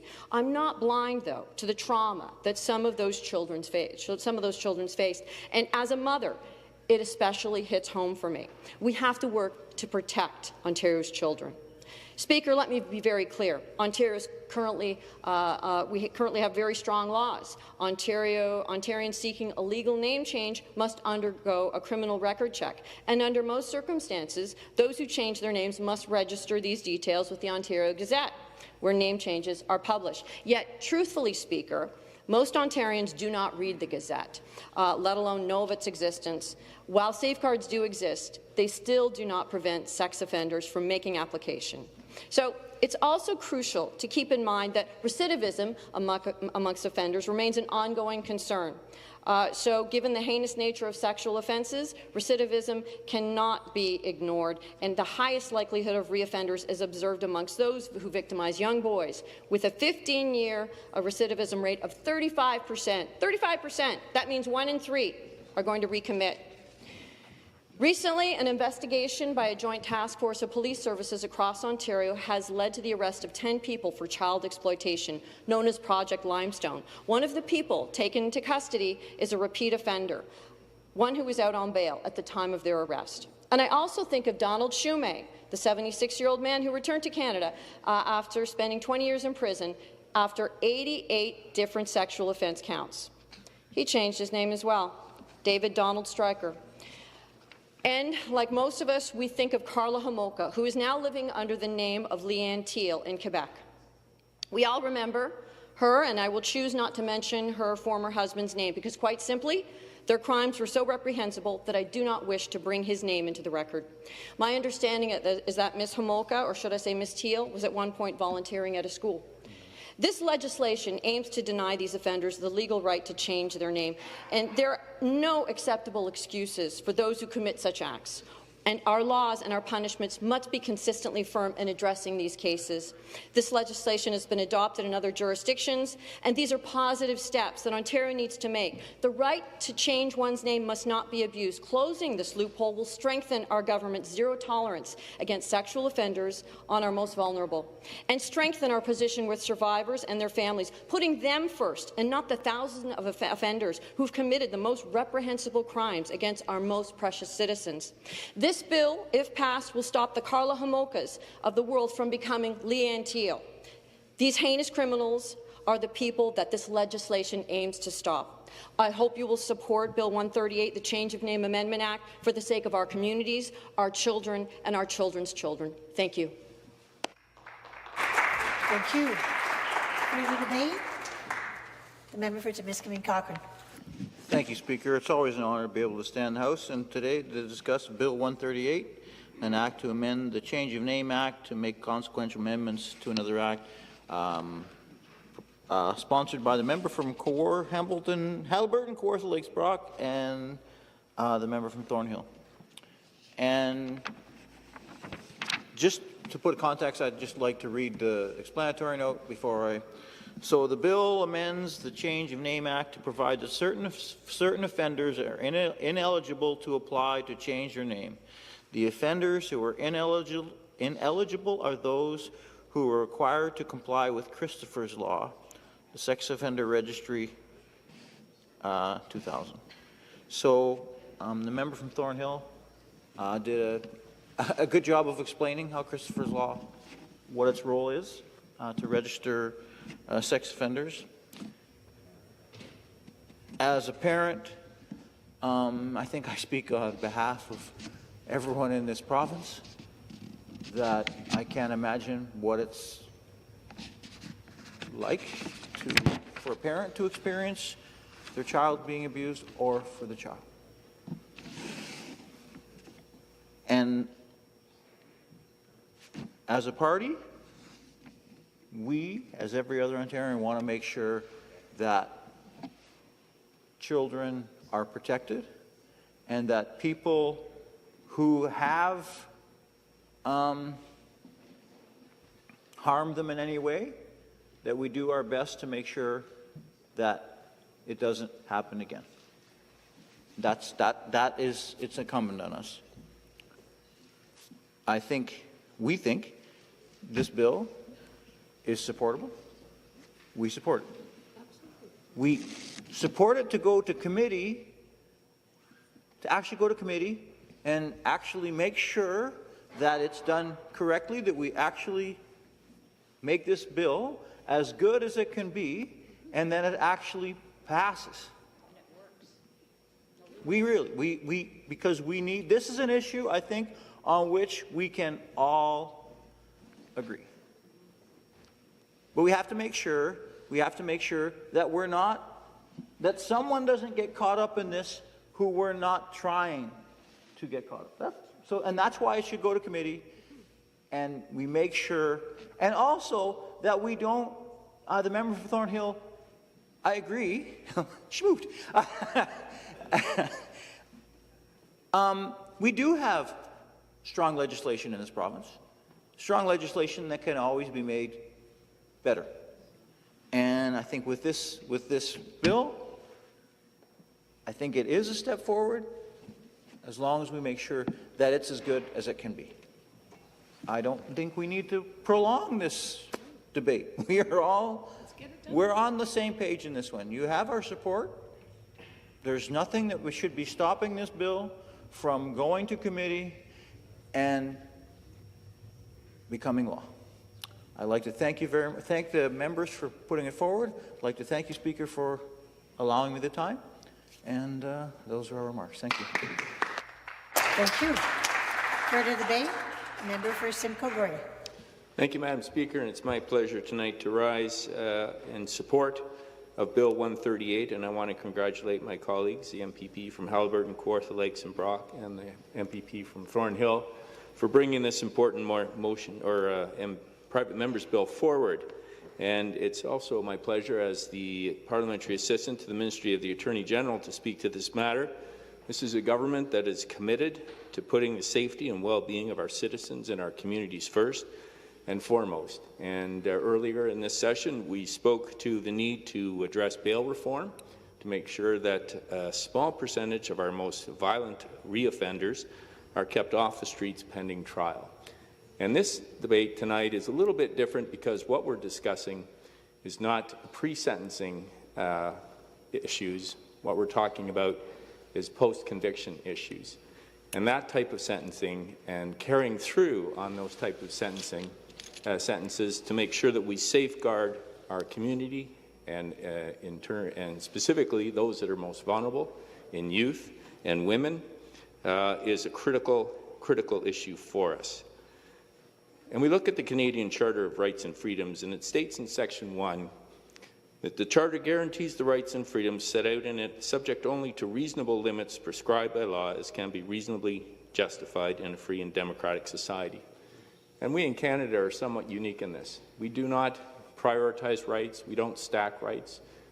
They live in a continuum, and the balance that we try to strike in making sure that we have respect the rights of the individual, but we understand how those rights turn into obligations when we live in a community. So with a right comes an obligation. So for example, in our freedom of speech, that freedom of speech is balanced by our obligation to prevent hate crimes, to not speak prejudicially about others, and to make sure that the conversations we're having are productive and discursive.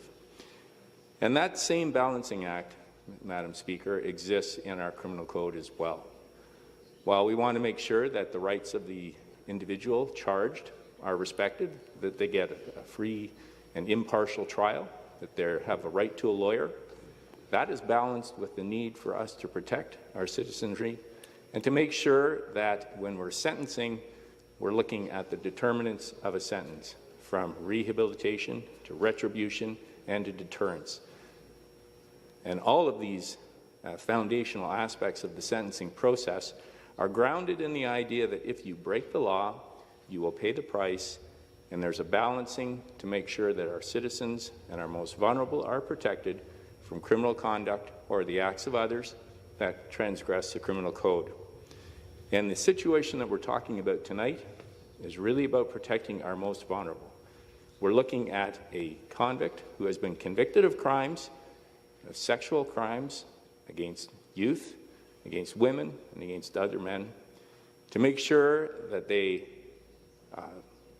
must serve the penalty that's been meted out to them, but also that we balance that so in their post-sentencing world, they will be monitored, and so that we can most protect those in our society that need that protection.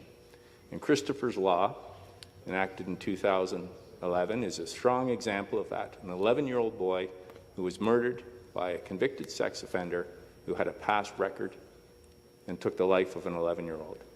And so we created a registry so that we would have a continuous record of those that had created or had committed these most heinous crimes. And what we're doing tonight is trying to close a loophole that would allow a convicted sex offender to walk around Christopher's Law and to subvert the protections that the Government of Canada has put in place to protect the most vulnerable from a sex offender. And we have heard from the earlier speakers tonight the prevalence of recidivism in this type of offence, as high as 35% or 1 in 3. And if we allow name changes to take place, and we have seen that happen, we have seen in the example of Karla Homolka, we have seen in the case of Donald David Smiley from Saskatchewan, and also in the case of Adam Budgell, who was convicted on 3 separate occasions of domestic abuse and rape of his former partners. And one of those partners is Jenny Smith from Welland, Ontario. And she said that after the conviction of her assailant, she said, "I could sleep at night knowing that once he was released, all any person, a woman, a family member, a friend, could do was to Google Adam Budgell, and he could not escape what he had done." But Adam did. He changed his name. And by changing his name, he sidestepped the important tracking that could be done through Christopher's Law to prevent and protect our citizens. And Madam Speaker, this motion, this private member's bill, will plug that loophole. Will make sure that the intent of Christopher's Law is abided by and will balance the rights of the individual against the collective rights of our citizenry and our communities. And on this topic and in this situation, there can be no mistake that the protection and the favor must fall on the side of our citizens and our communities. And for that, I will be supporting this very important private member's bill. And again, I thank the members for their hard work on this.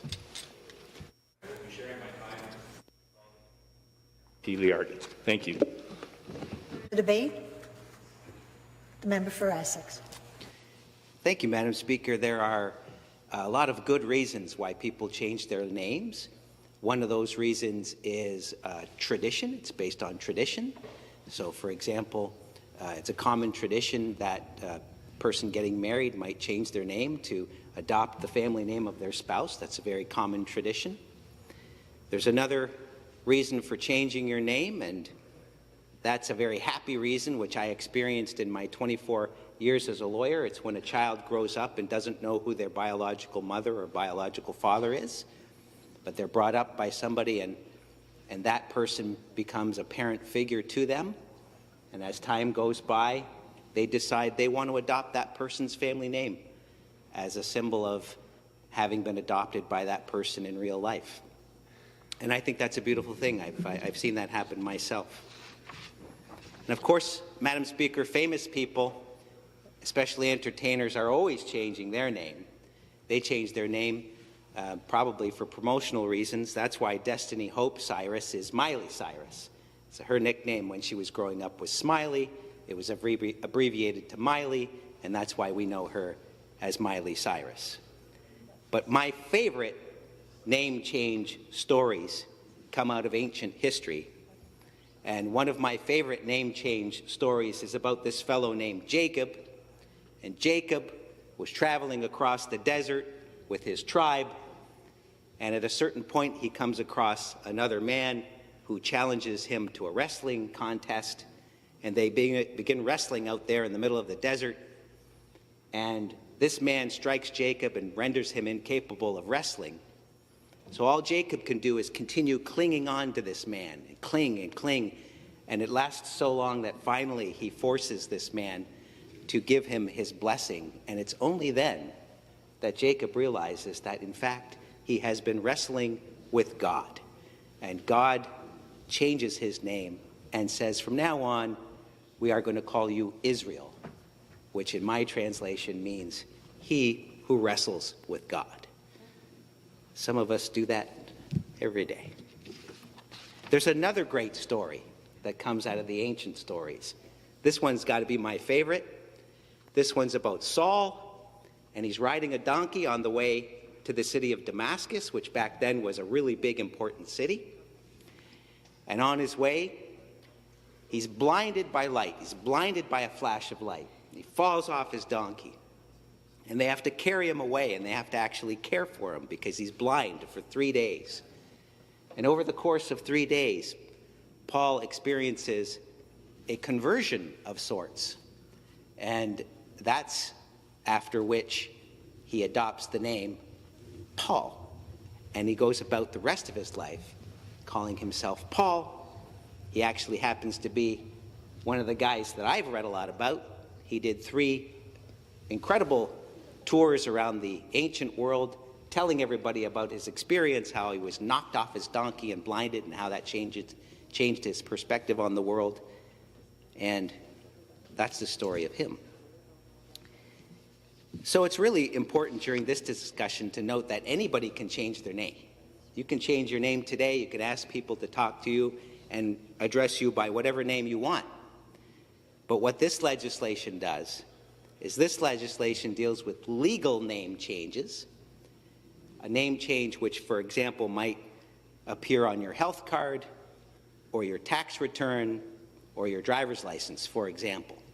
So we're really talking about legal name changes here. And the sad reality is that there's some people in our society who change their name for not good reasons. They change their name for bad reasons. They want to change their name because they want to escape the consequences of their own bad behavior. And we should not allow people to do that. We should not allow people to change their name simply to escape the consequences of their own bad behavior. And that is specifically what this legislation intends to address. And so I congratulate my colleagues for bringing forth this proposal. I want to speak about the member from Thornhill, one of the co-sponsors of this bill. I've had the pleasure of meeting her. She was elected at the same time that I was elected to this legislature, and we sat close to each other in this legislature, and we've had many discussions. I find the member from Thornhill to be a very serious person, and she's professional and intelligent, and I want to let the people of Thornhill know that they have elected an excellent member of provincial parliament who represents them well in this legislature.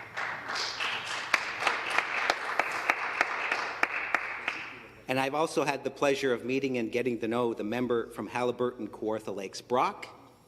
And what I know about her is that she has had a long and distinguished career in this legislature.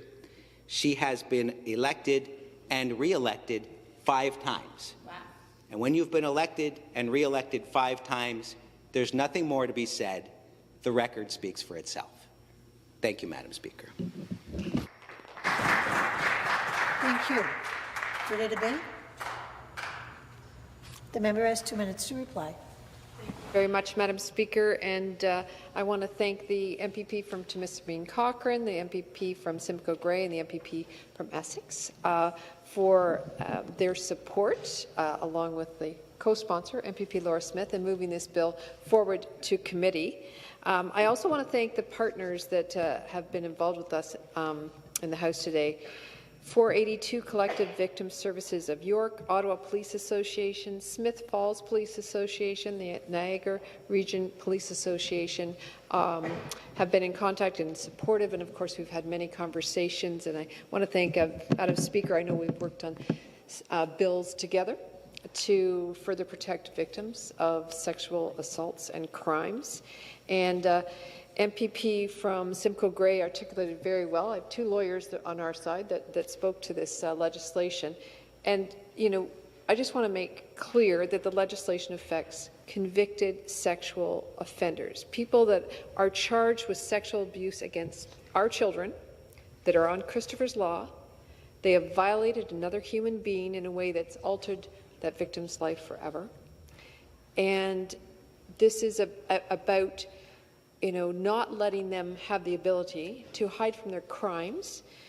And as was brought up in the debate, the community does not know. The community is, searching for a name that is not publicly out there of someone that has committed this crime that would be normal. If you were a neighbor concerned, you go into many search engines and you look up maybe the neighbor's name. But if that person, that convicted criminal, has changed their name, that does not help the community be made aware. It protects the offender, and that is what we need to change. That is why other provinces have made these changes, Madam Speaker, and we have to let the victims know that their attacker will not be able to escape and that they are going to be held accountable. Thank you very much for your cooperation, Madam Speaker, and for the time. Thank you. The time provided for private members' public business has expired. Ms. Scott has moved second reading of Bill 138, an act to amend the Change of Name Act and to make consequential amendments to another act. Is it the pleasure of the House that the motion carry? Carried. Reading of the bill, deuxième lecture du projet de loi. Pursuant to Standing Order 100H, the bill is referred to the Committee of the Whole House unless the member would like a different committee. Thank you for the opportunity, Madam Speaker. I'd like to go to the Committee of Justice Committee. Is the majority in favor of this bill being referred to the Standing Committee on Justice? Agreed? Agreed. The bill is referred to the Standing Committee on Justice. All matters relating to private members' public business having been completed, this House stands adjourned until Wednesday, November 15, 2023 at 9 a.m.